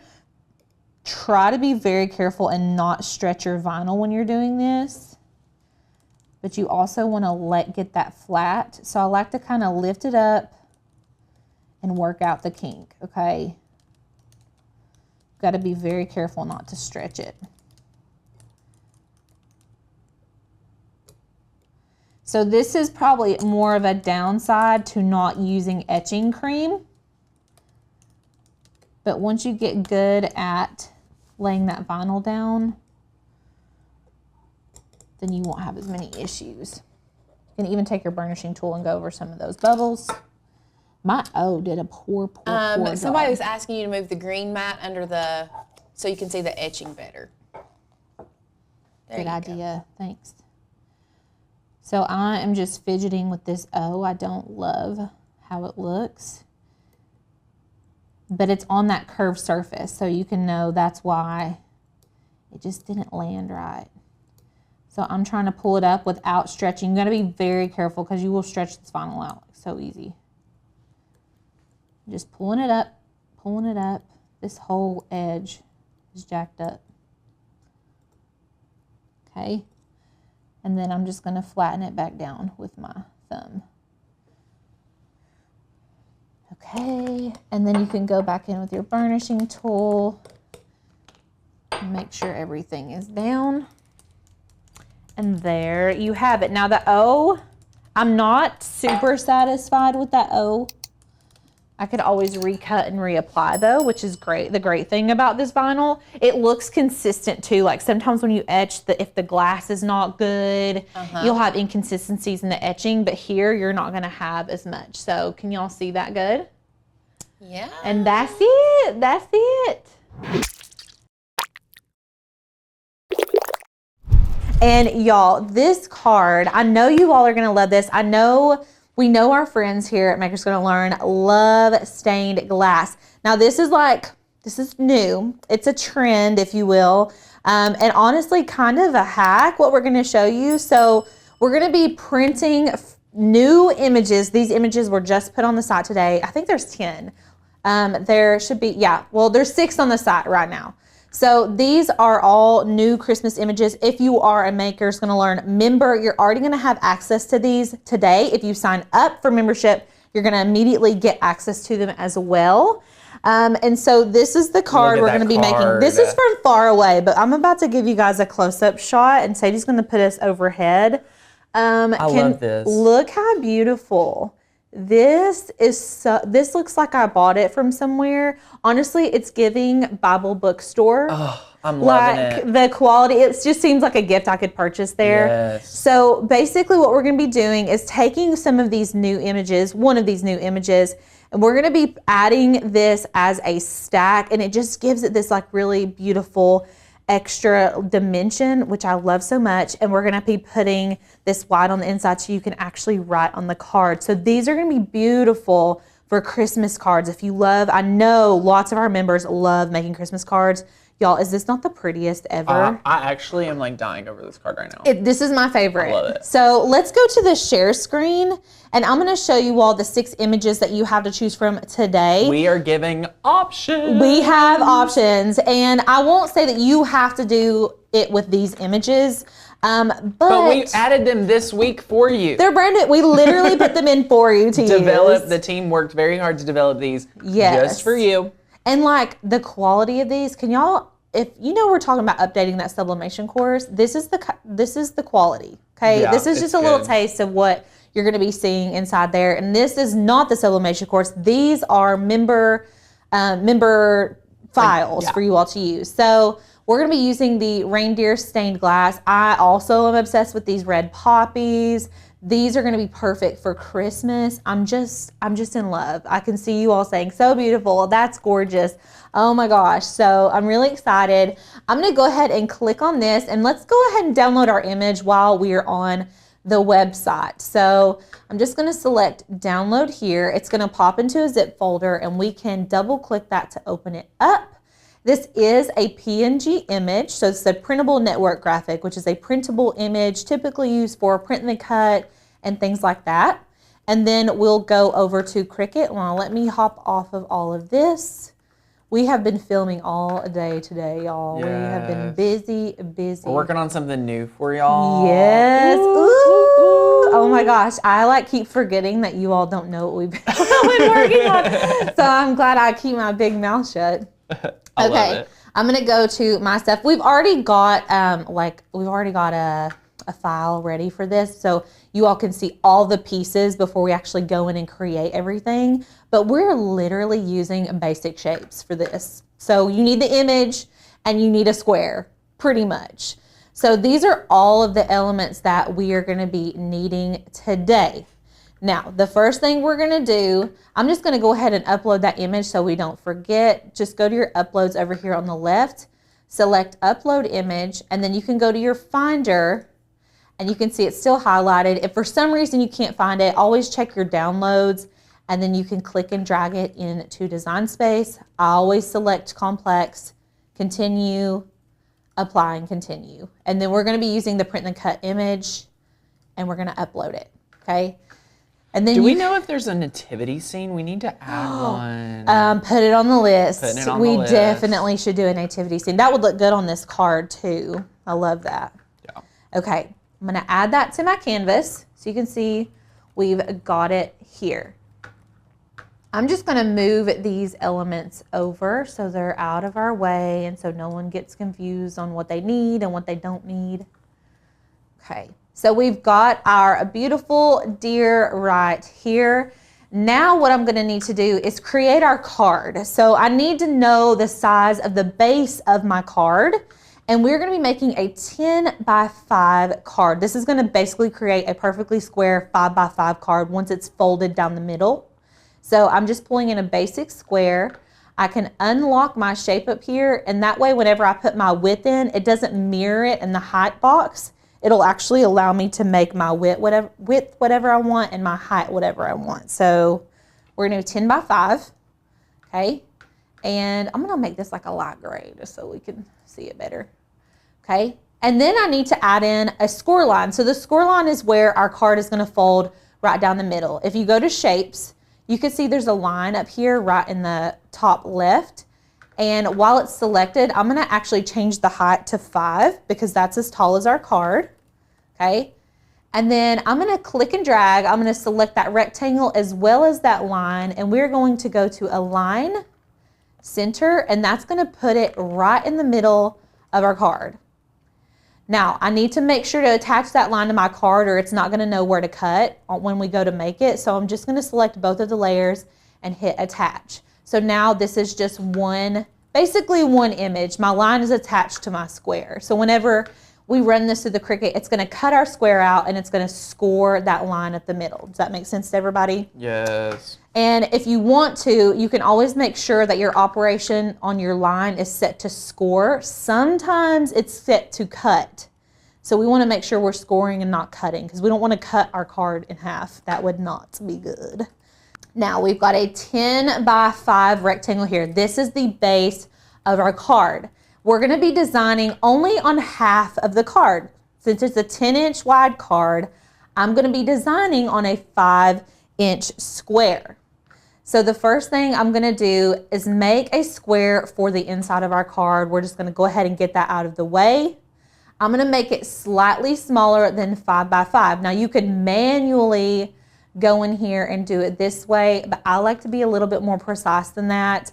I'm going to make this exactly 4.75. So we have exactly a 1/4 inch all the way around our image. And it's going to look a lot better whenever you all are creating this. If you were making perfect squares, right. I can't tell you enough how much it would bother me if that was like 4.374. Like I can't do it. So this is going to have a 1/4 inch allowance. This is going to be inside of our card. So I'm going to set it to the side. We're going to be cutting it out of white so that you can actually write whatever you want on the inside of your card. Beautiful, right? Yes. Okay, now I'm going to go ahead and work with our image here. So our first layer, we're going to have 3 layers of our reindeer, okay? Our first layer is going right here on the outside of our card. We're going to make this one 4.75 as well. Make sure your image is locked, okay? I want this to be proportional, and so automatically it'll change my height to 4.164. Let's bring it to the front, arrange, bring to front. You can see here, it's gonna fit just like that, okay? Actually, scratch what I just said. I hope I didn't confuse you all. No, you're good. I don't want to resize that yet. Ignore what I said. So we're not going to do the reindeer yet. We're not going to do the reindeer. We're going to work on our little black squares out here that our reindeers are going to sit on. So I don't want to confuse you all. What I'm going to do next is create another square. Now this one is going to be basically our second layer on our design. So this is going to be, let's do 4.25. Actually, let's see what we did before. Okay, so we did 4 inches. So we've got a 5-inch square here. Our next square is going to be an inch smaller. We're going to make it 4 inches. Okay, so you can see here we're starting to create this little stacked area. And then I'm going to need one more square that is 3 inches. So I'm just duplicating it and changing it to 3. Okay, so these are our black squares. Let's go overhead and let me show you all what I'm talking about when I say that. It's really good to see the visual. Right. So in Design Space, we have our 5 by 5. Okay.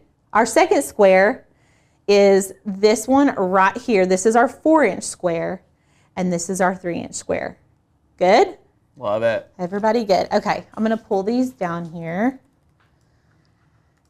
And then what we're going to do next is create these squares right here. Now these are the ones that are going to be our reindeer images. So we're going to need to create 3 different boxes that are 3 different sizes. So I'm going to go ahead, go grab my square shape again. Like I said, we're pretty much just using squares for this. I'm going to make one that is 4.75. Okay. Kristen says, so I guess you could do as many layers as you want. You technically could. Yeah, you could. You just have to be really precise when you're lining them up. And we're using foam squares today. Yes. So remember, every layer, it's getting, you know, that 3-dimensional look. So personally, I wouldn't do more than, you know, we're doing what, four technical layers, 3 layers of foam. Right. You know, so there's that bottom one that doesn't have any. I mean, you could get crazy. If you guys do more than the layers that we're doing today, I need to see a picture. Yeah, I want to see what they look like. Put it in the Facebook group. So I've got a 4.75 square here. I'm just going to duplicate. We're going to take it down to 3.75. Love it. And then we're going to duplicate and do it one more time. Yes. Okay, so are you guys kind of seeing what we're doing here? We're just making our layers. We're staggering our layers so they're all just basically a 1/4 inch smaller on every single layer, which is going to create that like stacked effect. That's what we're going for. Love it. Okay. So now we have our image here. I'm going to shrink this down to a little bit bigger than our square. So than this square. So I made it like 5.5. And what we're going to need to do next is pull our square on top of our image. Okay. And I'm going to go ahead and duplicate our reindeer image 2 more times because we're going to be slicing this out 3 times. So once per square. So we've got our first big square right over top of our image. I'm going to select both of these. Before we cut anything, I want to align this perfectly center. Okay, so I'm just selecting both of the layers, go up to the align function and hit center. Love it. And then you're going to need to slice it out. So you can see that this image is not a perfect square, but we're making it into one by slicing the square out of it. And so I'm just going to delete any portions of the image that I don't need. So here's our first one. Okay. Awesome. I'm going to bring this square to the front just so y'all can see what's going on here. I'm going to put it in front of here. I'm going to select the reindeer, our smaller square. We're going to align, center, and then we're going to slice. Again, deleting any layers that we do not need. Okay. And then we're going to bring this one to the front, put it in the middle, select both layers, align, center, and slice. All right, are y'all with me? Yep. So we've got all 3 of our images. We did not resize our image at all. I want to be very clear about that. We're not resizing any of our pictures. Like when I first was doing this in my brain, I was like, oh, just like shrink it down a little bit, but we're not resizing the picture. Right. And that's what gives it that 3-dimensional effect whenever we actually attach it to the card. So now let's go back overhead and make sure that we have all of the layers. So we created our rectangle, okay? We created that, we put our score line in, and then we created our inside white area. This is so you can write on your card. And then we created our black squares here, as well as our image layers. And that's all you need. That's it. Wow. So everything's here and good to go. I am going to group and hide all of this old stuff just so it's off of the canvas. Right. But this is everything that y'all are going to need. Now, let me show you what supplies you're going to actually need to complete the card. So we have all of our elements. We double check that we've got everything. If you are an experienced crafter and you wanted to use some of our sketch fonts to add on some writing onto this, you totally could do that and do sketch fonts on this instead of using your own handwriting. But we're just gonna leave it open. That way we can put whatever we want, whenever we want. And also this doesn't have to be Christmas. This is giving like just really pretty greeting card. Yeah. Like you don't have to do Christmas. So we're gonna go ahead and make it. And you can see all of our reindeers are going to be print then cut images. And I've got all of my other layers over here. Now let's go overhead. So normally, if you all were creating this and you were printing those beautiful reindeer images or any of the other options, you are gonna print on glossy cardstock, okay? We've linked some for you all to use, but we like jumped on this trend immediately and we're like, we have to do it in the live stream tomorrow. So we're using printable vinyl, so little hack. But you want it to be glossy. And y'all know we ride that matte train. We love the matte, everything. Yeah. But for this project, I want to encourage you all to use glossy cardstock, or if you've only got printable glossy vinyl on hand, that's actually going to work perfectly as well. So we're using this HTV Ront glossy printable vinyl. I've got a scoring stylus, so you can use this if you have an Explore or a Maker series. It just fits in the other clamp. I have a brayer. I've got black cardstock as well as some white cardstock. This is just like standard medium weight cardstock.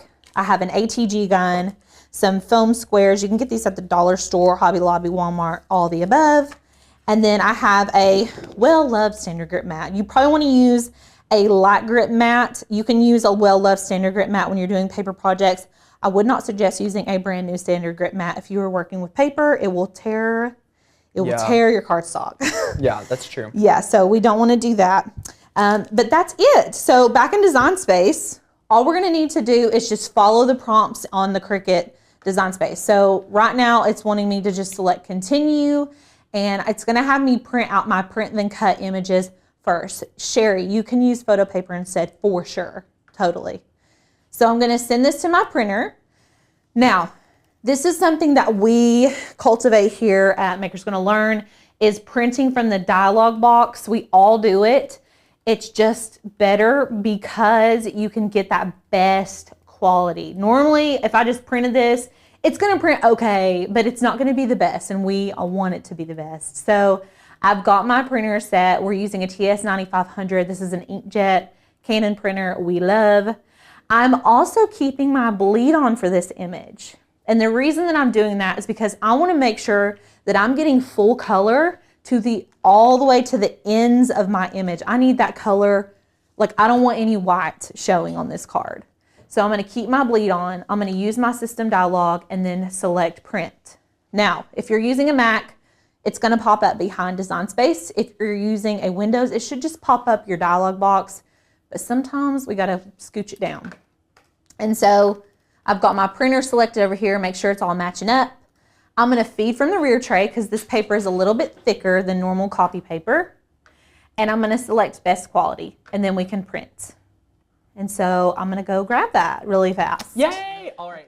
Alicia's got it printed out. It looks so pretty. Yay! It took a little longer because it's so detailed, but look at the quality of that. You can't beat it. I love it. Okay, so we've got that. Now I'm gonna go ahead and put this on our mat at the top left corner, lining this up as straight as I can, especially for print and cuts. And I'm gonna use my brayer. Now, I do not recommend using a burnishing tool, especially on printed images like this. Sometimes you'll get scratching through the ink, especially. You don't always get that if you're not really aggressive with it, or if you've got those burnishing tools that have like the felt wrapped around one side of them, you can use those. But I always recommend brayer or the felt wrapped burnishing tool versus just a straight up plastic burnishing tool, because it just doesn't always work good. And so I'm going to browse all materials in Design Space. We're going to cut this on printable vinyl. And let's see here, or I'm sorry, we have printable vinyl. We could do printable sticker paper or printable vinyl. Either way is going to work. I'm going to do printable vinyl. Okay, and then we're going to select done. And then we can go ahead and load this into our Cricut. Okay, and we are using the Explorer 3 today. I love this machine. We were talking about the machines that we loved the other day. The Maker is my #1 favorite, but the Explorer 3 works really good too. Yeah, it's awesome. It is so good. The machine can't read these sensor marks. Okay, y'all, this happens a lot with glossy vinyl, and it is bright in here, and that's probably why. So we're gonna turn off all our lights and try again. I'm totally kidding. Yeah, it would be really weird. But you know, what we can do sometimes, depending on who you are, sometimes I will just shade it like this, and that is enough. So I'm gonna try that here and see if we can get a better read. It's like the glossy vinyl hits that light and it can't get those registration marks. So I'm just gonna hold a shade over it. As silly as that sounds, it works. I'm excited to see how well it does. Well, we'll let it go. Maybe she's trying to feed. Hold on, it didn't feed in very great. I'm gonna Sue asked if I printed on photo paper, what setting do I need to use? There's a photo paper setting, so just be sure to, use that. I know photo paper can sometimes be super, super thick, so just be mindful of that, and things should work. If you're not feeling confident that's going to cut through, you can always add more pressure too. Kristen says she puts her top part down of the machine and clicks it. Click it. Okay. I don't know why I haven't ever done that. That could work. In my brain, it would not let the machine work, but duh. Okay. She said lid down is her way to do it. I don't know. I don't feel like You're it's... I mean, it's definitely shading the back. Let's try it and see if that works, because that's a really fun hack, actually. Yeah. I love that. See, learning something new, always people. Learning. Always learning. Okay, so it's going to just try and scan all of those. Okay, so it didn't read it again. Oh, it didn't. I thought it did not. No. Oh, we were celebrating. Sorry. No. I misread. It's okay though. I'm gonna go ahead and pull this off very carefully. I don't want to warp my paper, so I'm gonna try to go with gravity. I'm gonna set this to the side for 2 seconds, and I'll go get a paper trimmer, and I'm gonna go ahead and start cutting out the other pieces of cardstock. So, in Design Space, it's wanting us to cut out our white square. I'm going to use medium cardstock for that. So we're just going to line this up just like so. And then we can load this into our Cricut. Okay. And then I've got my paper trimmer here. While that cuts our white cardstock, we can go ahead and trim up our little deers. Now, I could go in here and hand cut this if I was feeling wild and crazy, but I'm not. I'm not going to do that. I know it stresses y'all out when I freehand stuff like that. I won't do it to you today. Okay, so we're going to start with our first little guy.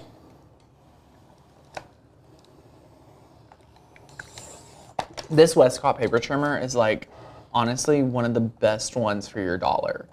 It's such a good, precise cutter for an affordable price. I'm trying to line it up perfectly. Well, remember, you have that extra... the bleed. Bleed, so yeah, you're totally good. That's very true. I'm actually going to cut it out, cut each piece out with scissors and then go in with a precise cut, because they're all staggered and it's weird. But I don't want to try to cut it straight myself. It will not be good, y'all. I am not going to even play.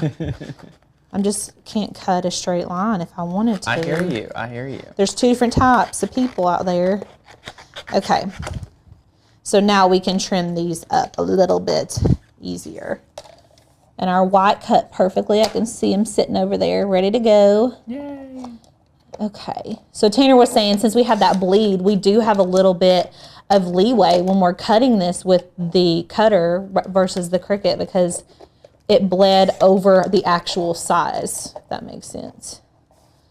And if there is any white left over, you can always go back with scissors and just kind of trim it off. Okay.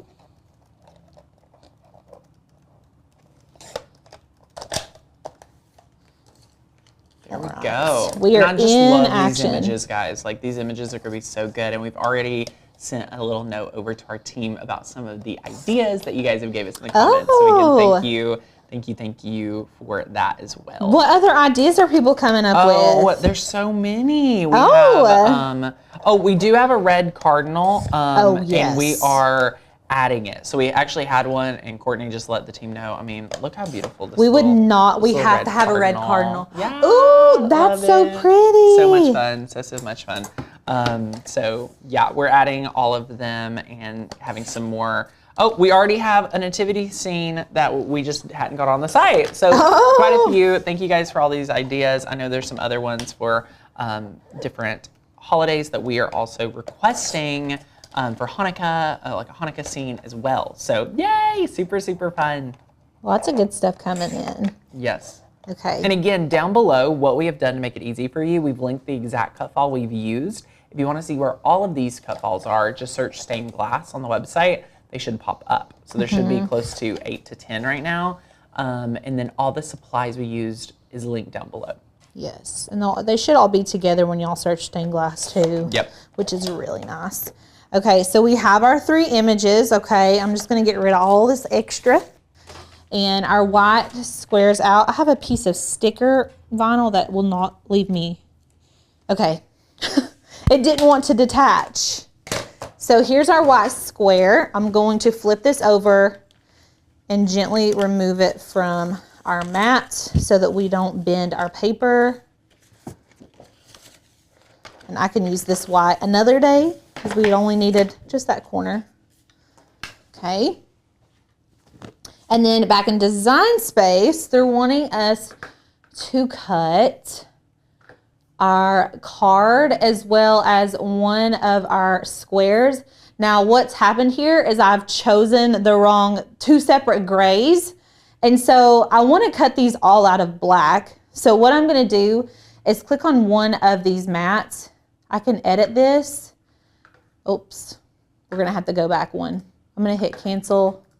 Yes. I can actually move these onto the other mat from this screen. That's so cool. What a hack. Yes, we love that. So I can just bump it over here. Make sure you're moving it off of that card. We don't want it to cut out of the card. And then we can even move this one here. Now, if you change them all to the same color on your canvas, it would have automatically put them on the same mat, but I did not. They were just 2 separate shades of gray. And so now this is all gonna cut out of our black cardstock. I can select continue, and we're gonna cut this on a medium cardstock cut setting. So just right there, and we're gonna put this on our mat, break it down really good. Amazing. Amazing. And then it's also prompting me to load my scoring stylus. So I've got her right here, and she's gonna go in this clamp. We can keep our fine point blade in the first clamp. What I love about the stylus is that versus the adaptive tool, I should say, is the adaptive tool fits in the same slot as the fine point blade. So when I'm using the stylus, I'm gonna have the option to have both of them in the machine at the same time rather than having to swap them out. So it's kind of handy because you can do both jobs simultaneously. Yeah. Okay, we're getting our pieces together. Anytime I'm making card crafts, I have piles. Yeah. So I'll have like all my white stuff in a pile, all my colored stuff in a pile. I want to know in the comments. Yes, I love paper crafting. I didn't even become a paper crafter until, I mean, I had done some, but as far as using like a Cricut, until I worked here, I didn't do as many. And now I'm like obsessed. I love paper crafting. It's one of my favorite things to do. Yeah. So I'm removing all this excess. Okay, and then we're just going to take our card off. All of our pieces. Be careful when you're doing this. I see a lot of people saying their mats are breaking. Don't bend it till it's crispy on the edges. Yes. We just want to like warp it a little bit, you know, so it kind of, because it'll pop off. The paper will kind of pop off, and then you have to do the rest of the work. I love it. So, okay, all of our stuff's here. I don't know that you all can see this, but there is a score line on our card. Beautiful. And so whenever we go to fold it, it's just going to be so nice and crispy. I didn't bring our bone folder in here, but normally what I would do is take a bone folder, or you can use a credit card or a squeegee and press that edge down really good. So look how crispy that is. I love that. I'm gonna go ahead and attach our inside. I'm gonna use an ATG gun. So this is just double-sided adhesive in here.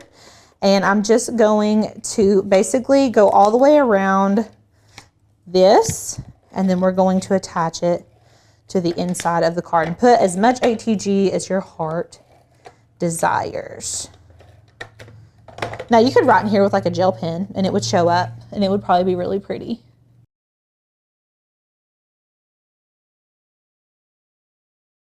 Okay, so we've got all of the pieces, and what we're gonna be doing is attaching them to the square. So I'm just gonna basically, if you look at this one, I'm gonna start from the back. And a lot of times in paper crafting, I start from the back and work up, if that makes sense. Tanner, do you know what I'm saying? I kind of work backwards a lot when I paper craft.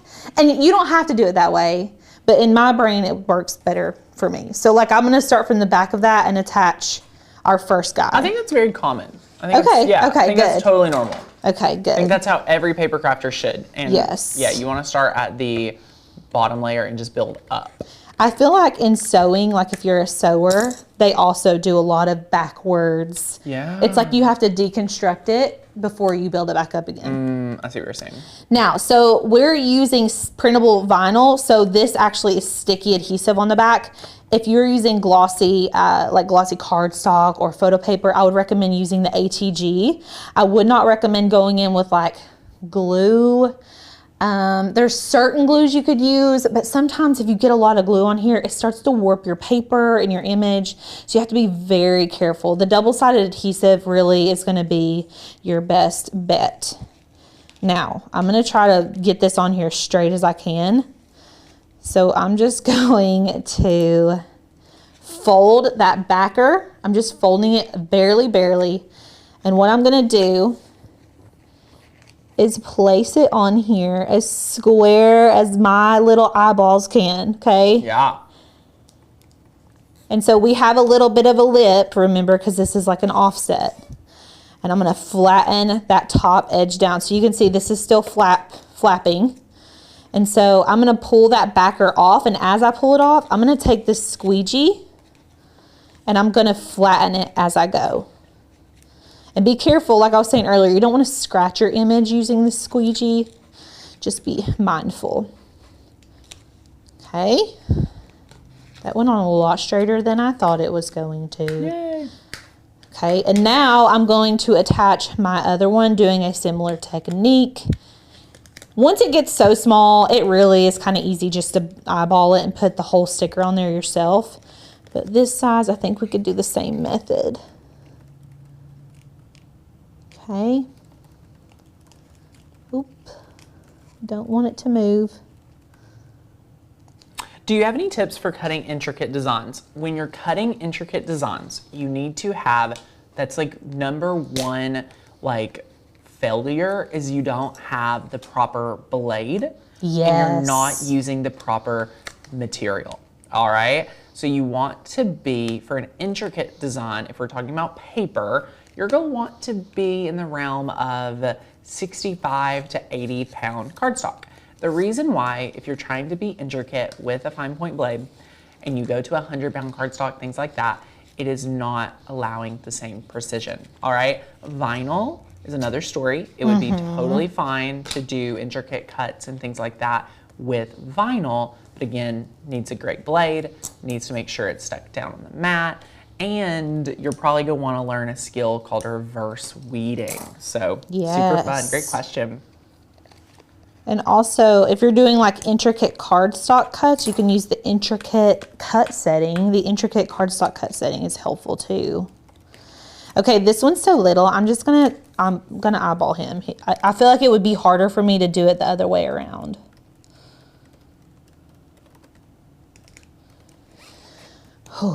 That's the most stressful part of the whole thing. Yeah, but you did it. Look how easy. I was holding my breath. Okay, so we have our sections. Now what we're gonna need to do is apply foam tape to these two squares. So I'm going to flip these over. We're gonna add foam squares all the way around the perimeter. I'm just gonna do one on each corner. Y'all, this is it. We're wrapping up. I'm hoping that you all start making these today. If you were not here about 20 minutes ago, Tanner let everyone know in our members only Facebook group, if you create these, you're going to be getting a $50 gift card for Amazon. We're picking one person, so it's going to be like a little contest. We're going to pick someone at random you have to submit before 11 a.m. Eastern on Wednesday. So next Wednesday, I believe, is the 26th, and that's a great way to just celebrate Christmas in July with our members. So please be sure to make the project, and we'll share it in the Facebook group to remind you guys too. So yay! I was telling Courtney that this is kind of random, but I'm putting these foam squares on, and I cannot remember the crafter that I saw that did this. They sell craft supplies, and I think they're an Instagrammer, but they make colored foam squares. Stop it. Yes. Imagine black foam squares, y'all. Oh my gosh. I used to. Oh my gosh, Alicia. Okay, back in my paper crafting era, I had some of the most sticky black foam squares, and like I was such a foam square like snob person. I had like very thin ones. So this one's like a very thick foam square we're using, but they have even like thinner ones. So if you're gonna do this in like 6 layers per se, that would be crazy, but a lot of fun. you would want to use a thinner foam square. Right. Did anyone else do Stampin' Up? I used to die over their tiny little foam squares, or just me. So anyway. I love that. Okay, so now let me get over top of this so I don't totally butcher it. Okay, so now I already removed the other side of our foam squares, and I'm just lining this up. I'm gonna push down on each corner to make sure it's adhered really well. And then I'm gonna do the same thing for our top layer, okay? Love it. And then that is all she wrote. What do y'all think? Oh my gosh. You how did beautiful. already? Oh my gosh. Guys, not hard at all. Let me see. I love They're it. so pretty. I love it. They're so much fun. And then the best part, I mean, you've got everything. You can write your little note in here. You could have the Cricut. You could have the Cricut write the note. This would be so, honestly, y'all, this project would be so good to do as your Christmas card. You could batch this. You could print it all, cut it all, decorate it all, and it's go ship really well. I know a lot of people were asking about like envelope size.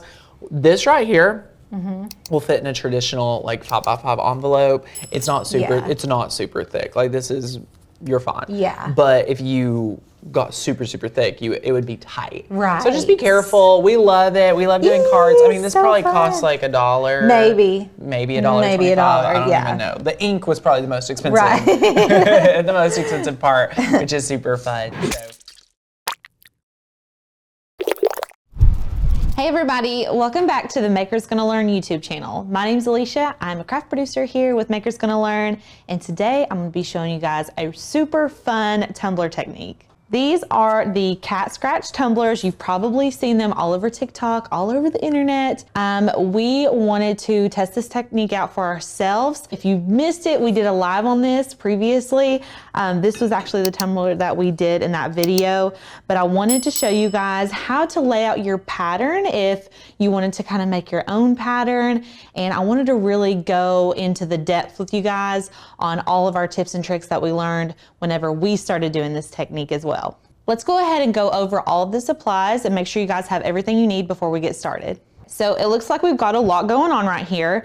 We kind of have like our tumbler supplies, and then we have our resin supplies that we're going to be using to actually seal the cup after we make it. So let's go ahead and just get started with like our cat scratch stuff that we need. So I've got the cat scratch paper. So this is a double-sided adhesive. So that's blue on one side, white on one side, and it's sticky on both sides. So they make many different double-sided adhesives. We tried a couple different ones. The cat scratch tape was my favorite personally. It cuts well, it lays well whenever we go to put it onto our actual cup. We link this below for you guys so you can grab it off of Amazon. And then I've got some copy paper and some masking tape, and I will show you guys what to do with this. This is so we don't get our glitters all mixed up, because we're going to be using an excessive amount of glitter, and I don't want to mix all of our colors together. So that's going to be a little hack for you guys. I've got a brayer, a true control knife. I have a couple different paint brushes. This is my dusting brush, so this dusts off all of the excess glitter, and you can see glitter coming off of it as I shake it. And then I've got this one that kind of gets more into the details and the crevices of our design. So 2 different size brushes there. I have a weeding tool, a burnishing tool, a pair of scissors, measuring tape. I've got a standard grip mat. This is the Dew Halo mats. These are off of Amazon. This is just a standard grip mat, so any standard grip mat will work for this. We're going to be basically using a sticker setting to cut our cat scratch tape. So that's all you're going to need for the cutting process. And then for the epoxy process, you're gonna need, you can use whatever you're comfortable with. I found that the UV resin was a little bit sticky. It didn't cure the way I wanted, but this 2-part clear coating and casting resin worked amazing. We got this at Hobby Lobby. You can buy it off of Amazon as well. And then you're just gonna need some tongue depressors to mix up your resin, and then like a measuring cup. I've got a mask. If you're not in a well-ventilated area, make sure you're wearing the proper protection when you're handling resin. I have a cup turner. Love this hot pink cup turner. It works so good for us. Got a pair of gloves, some alcohol and paper towels. This is just to clean up our tumbler before we actually apply the cat scratch tape. And then I have a straight tumbler that we're going to be using today. This is what we're going to end up making. So you can see the difference here. This is just like a plain white. We bought it white, we didn't paint it. This method is really good if you are an avid tumbler maker and you have like a mess up. This covers really well. So you could use just like a scrap tumbler. I just prefer the straight edge for this technique. And then obviously I've got all the glitter colors. So glitters of your choice, whatever color scheme you want to do. We're going to do a really fun, colorful color scheme today. You're going to need Windex. This is when we actually go to apply the cat scratch. We're going to be spraying this on the back of it. Really cool technique. I just learned that during the process of learning everything about cat scratch. You guys are going to love this technique and you're probably going to be able to use it for lots of different things. And yeah, so let's go ahead and get started. Okay, so before we get started, I'm just gonna go ahead, pop that lid out. I want to measure my tumbler. So a lot of people will ask, I have a 20-ounce tumbler. How big does my cat scratch base need to be? It's really gonna depend because a 20-ounce tumbler can be shorter and wider or taller and skinnier. So make sure you're measuring your individual tumbler every single time that you make one. I like to get as precise as I possibly can on these measurements. So I'm just measuring around this top edge. This is gonna be our width. So this one is coming to 9 3/8. And then I'm gonna measure from top to bottom. And I don't wanna go past this curvature on the bottom. So like technically I would say this is like 8.5. But I'm gonna do 8 3/8 just so I'm not getting super, super close to the bottom. So our measurements will be 9 3/8 by 8 3/8. So you can either make your own design or we have tons of cut files in the Maker's Gonna Learn library of different patterns that you can use. We have done this exact project using our tropical leaf pattern. I would recommend something that is not super intricate for your first design, but you can do something like super simple, like hearts, or let's go to the next page and I'll show you guys a couple other different patterns that we offer. This imperfect chevron, the leafy stem would be super cute, and you can use any of these to do your design. There's a wide range of simple to a little bit more difficult, like something like this mandala is going to be a little bit more difficult compared to the mud cloth. So those are just some options that you all have as members. If you're new to our channel, we are a membership-based crafting community. We offer tons of cut files and fonts every single month.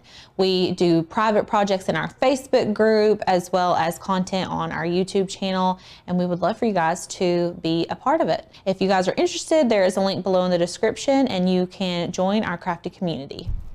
So once you're in Design Space, we're gonna start by pulling in a square.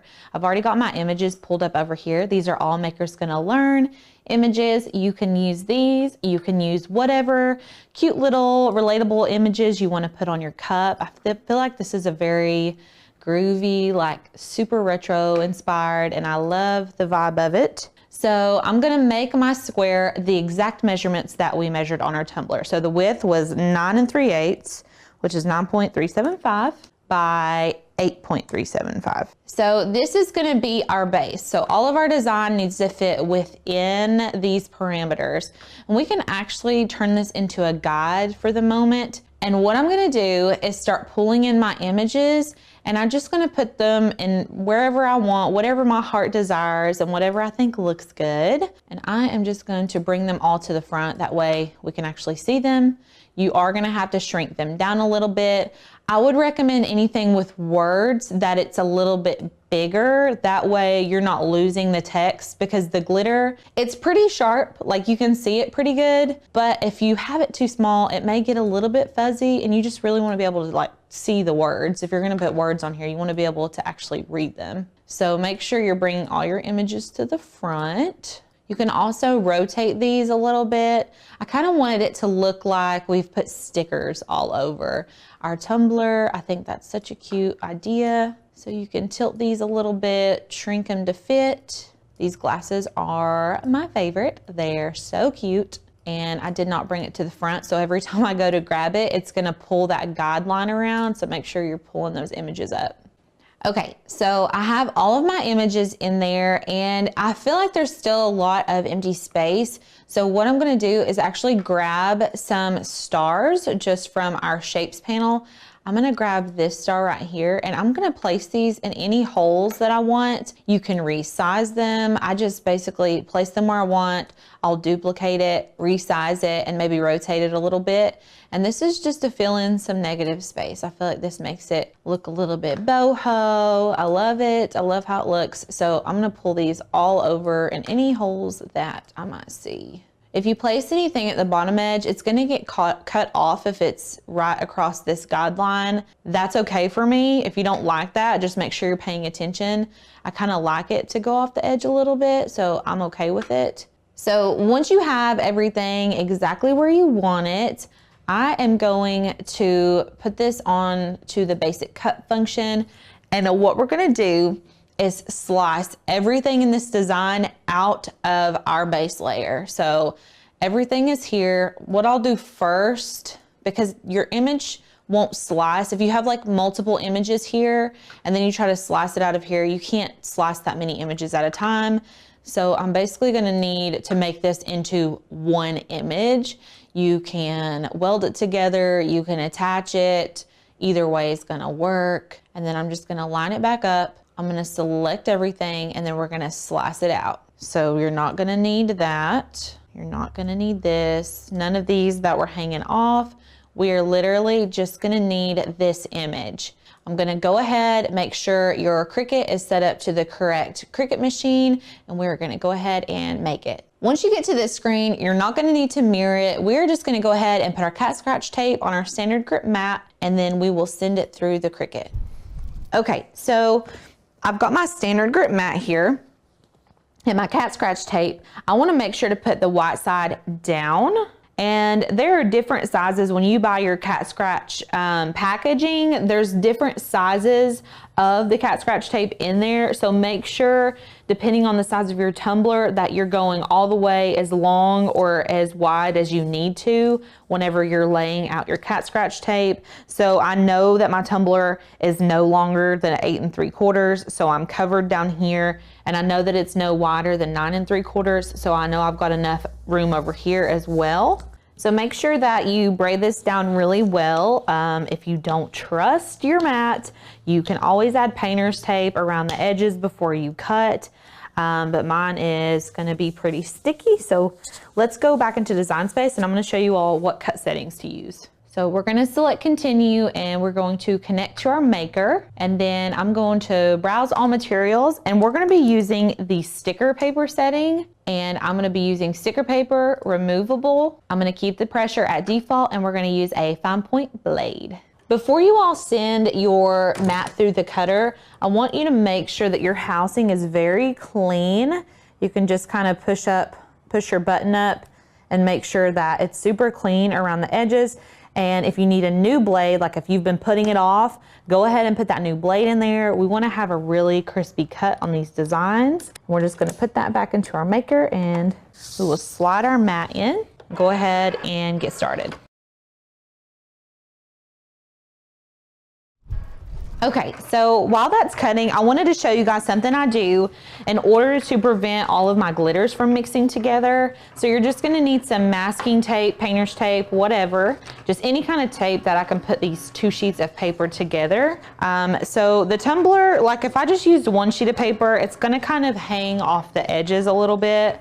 So I just take 2 pieces of copy paper and I'm gonna put a piece of masking tape right up the middle, and I'm gonna do a set of paper sheets per glitter. So I've got 7 glitters, so I would need 14 sheets of paper, if that makes sense. Now, if you're comfortable just reusing the same sheet of paper for each glitter, that's totally fine too. I just don't want my glitters to start getting murky if I'm combining brown into the white or yellow into the pink and things like that. So I'm just gonna tape all of these together. That way they're ready to go once we start applying glitter. Another thing we want to do while our template is cutting out is clean our tumbler with some alcohol just to make sure there's no residue. And we get these little alcohol pumps from the Dollar Tree. They're so good. And I'm just using like a basic paper towel to clean off my surface. Now that our design is cut out, what we're gonna do, you can kind of plan out your colors.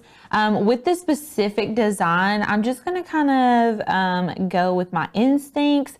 I do, however, want to use my darkest colors first. So anything on my design, which you all may not be able to see this design super well until I actually start weeding it out. But I want to go in and do anything that I want to be my darkest color first. So I've got all my colors laid out so I can see exactly which ones I'm going to be needing. And my darkest color that I have is this dark blue. Now you can refer to your computer screen if that helps you see your design a little bit better. You could print off like a preview of your design if you wanted to, if that makes it easier. But what I'm going to do is basically just find anything in my design that I want to use this dark blue. These are the Starcraft glitters from 143 Vinyl. They are very, very fine and they're so beautiful. They're my favorite glitters to use. I would say that we've probably got one in every color. So I'm gonna go ahead and pick out which parts that I want to weed out that I want to be our dark blue. Okay, so I have quite a bit of colors, so I'm just gonna do a very few things in the very dark blue, but I'm only weeding out the things that I want to be the dark blue. So I'm not weeding out anything else. If I weeded out something that I didn't want to be blue, the blue is gonna get all over it. So I went ahead, weeded that out, and what I'm gonna do next is sprinkle this on top of the areas that I want to be this color. So I'm gonna use where there's the tiny holes. I don't wanna like pour out a whole bunch. I just need to sprinkle it where I want it. And remember, you wanna start with your darkest colors first. And then I'm gonna take my smaller brush and just kind of lightly dust over this to make sure that everything gets covered that needs to be covered. And then what you can do, kind of tap off your brush. I've got a trash can sitting right beside me. That way I can tap my brush off there. And then I'm gonna tap the glitter off of my paper onto my copy paper. And then we're just gonna empty that excess glitter back into our bottle. And I'm gonna do this over the trash can so that I don't make a huge mess. Another thing you can do is take your big brush and kind of dust any of these extra little pieces of glitter. You can dust this off into the trash can as well. So the next color I'm gonna be using is this purple. I just need to decide which parts of the design I want to be this color. Let's do some of these smaller flowers right here. I feel like those would be really cute in this color. Okay, so basically the rest of the colors I have are all pretty much the same darkness, I would say. These three are probably the top contenders. I'm thinking I want this one to be my background color. And then I'm just gonna go ahead and let's do our pink. And I'm gonna make all of my stars pink. Now I do have a star here at the bottom. And what I'm gonna do, it didn't cut at this very bottom edge. So I'm just taking a true control knife and kind of chopping that off. Okay, so I'm actually gonna be doing the outline of my daisies in the dark blue. So I'm just gonna go ahead and do that right now before I start using any super light colors. So I'm just gonna make the outlines of all my daisies in the first dark blue color that I used. And I'm gonna make the smiley faces in dark blue as well. Okay, so I was gonna do my words in white and I'm gonna go ahead and do it, but my background color is gonna be this. So it's a little bit darker than the white, but I already started weeding this. So I'm committed. I'm gonna go ahead and do my white there. If we have to go back and sprinkle some more white on top of it at the end, we will. I'm gonna do anything else. That's why I'm gonna wait to do until after I do my background. Okay, so I'm gonna go ahead and do my background. So just make sure you're very careful when you're weeding this. You don't wanna pull up anything that doesn't need to come off.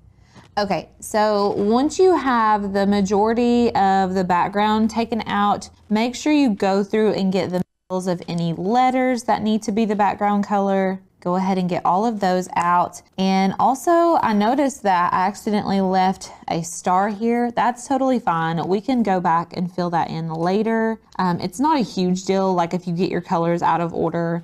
It just helps if you go darkest to lightest, but it's not gonna mess up your design if you accidentally like miss a dark color from the beginning. Like it's not gonna mess anything up. Your design's still gonna look really good. So once everything is weeded out, we're just gonna take our background color, and you're gonna need a lot, so you can use the open side for this one if you want. Just be super careful. And we're just gonna kind of sprinkle this all the way around. And it's gonna be very nerve-wracking because you're going right on top of everything, but I promise it's okay. This is the way to do it. This time I'm just gonna take my big brush and kind of move this all around, being very careful around my intricate designs, especially if we haven't actually applied any glitter to them yet. Okay, so once it's spread out, we're gonna dump all this excess onto our paper. And you can take your brush and kind of dust off if there's any excess. So we've got our background color, very pretty. I'm gonna go ahead and take this cap off since this is a lot of glitter. I wanna make sure I've got both hands ready to go. And we're just gonna kind of fold this up and we're gonna dump it over the trash can. Okay, so the next color I'm gonna do is my yellow. I'm starting to think I'm probably not gonna use this green. I'm just gonna sit it to the side. We may end up using it, we may not.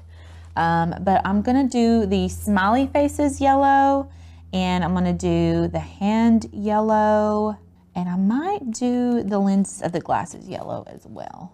Okay, and then anything that I have left, I am going to do in white.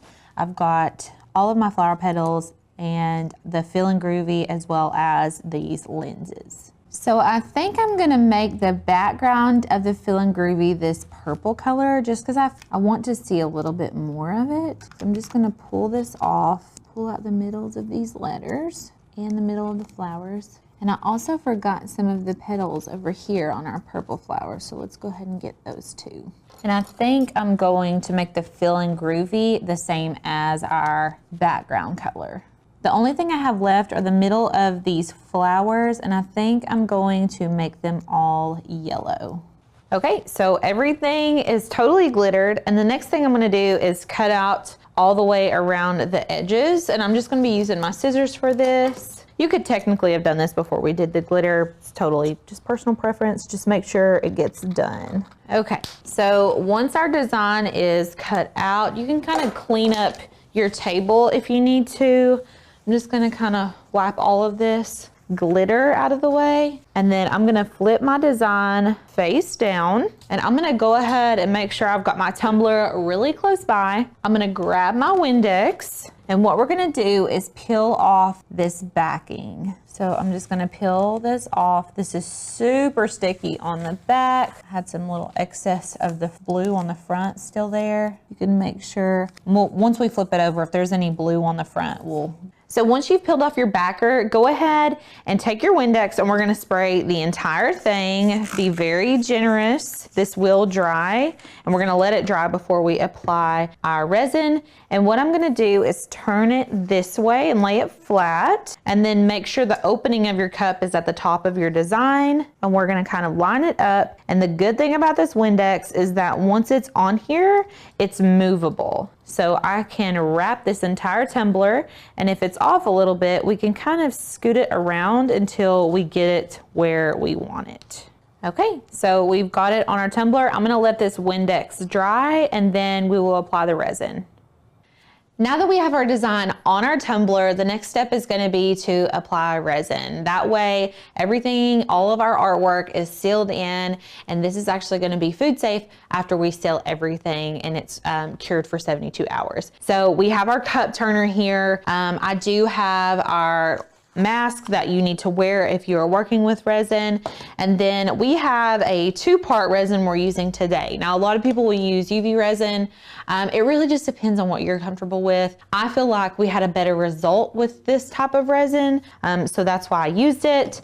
Make sure that you are wearing gloves whenever you go to mix this. I'm gonna go ahead and put mine on, And we're gonna go ahead and mix this resin. Make sure you've got your mask on, and we will start mixing everything. We're gonna do equal parts of both. So let's see, I've got this cup right here. I'm gonna be going to the 30 mark and then again to the 60 mark with the second part. That way we've got equal parts of both. If you're in a well-ventilated area, you don't necessarily have to wear the mask, but if you are not, make sure that you are following all the proper safety procedures. Okay, so I'm gonna go ahead and put in our first portion. I'm pouring this to the 30 mark, and then I'm gonna take my second bottle. This is the B side, and I'm gonna pour the same exact amount. So you need to have equal parts of both. And then we're going to mix these very slowly over 5 minutes. You don't wanna mix it too fast or you're gonna get a lot of bubbles. And you may find that it heats up a little bit, and that is normal. Just make sure you are stirring very slow. So now that our resin is mixed, we're gonna go ahead and put our cup onto our tumbler turner, just like this, and make sure it is plugged up, and go ahead and turn it on so it starts spinning. You can place a couple paper towels underneath there. That way, if any of the resin does kind of run off of the cup, it's gonna get caught by the paper towel. And what I like to do is just a little bit of this at a time, and then I keep my gloves on and run my finger along with the resin. So it kind of takes a little bit to get into a good rhythm. And honestly, you're gonna find what works best for you. This is just what works best for me. So now that we've let this cure for a little bit, I'm gonna go ahead and pull it off and show you guys the final product. I would let it cure for 24 to 48 more hours. 72 hours is technically food safe, but it'll harden by this time tomorrow, but it's not technically fully cured until the 72 hours. So I'm just gonna slide this off of our wheel, and then you guys will be able to see the final product. I love how this turned out. This is such a cool technique to try. If you guys try this, let us know. We would love to see pictures of your final product. And if you're new here, I would make sure you click subscribe and hit the post bell notification so you never miss any of our future crafts. See you guys next time. Bye.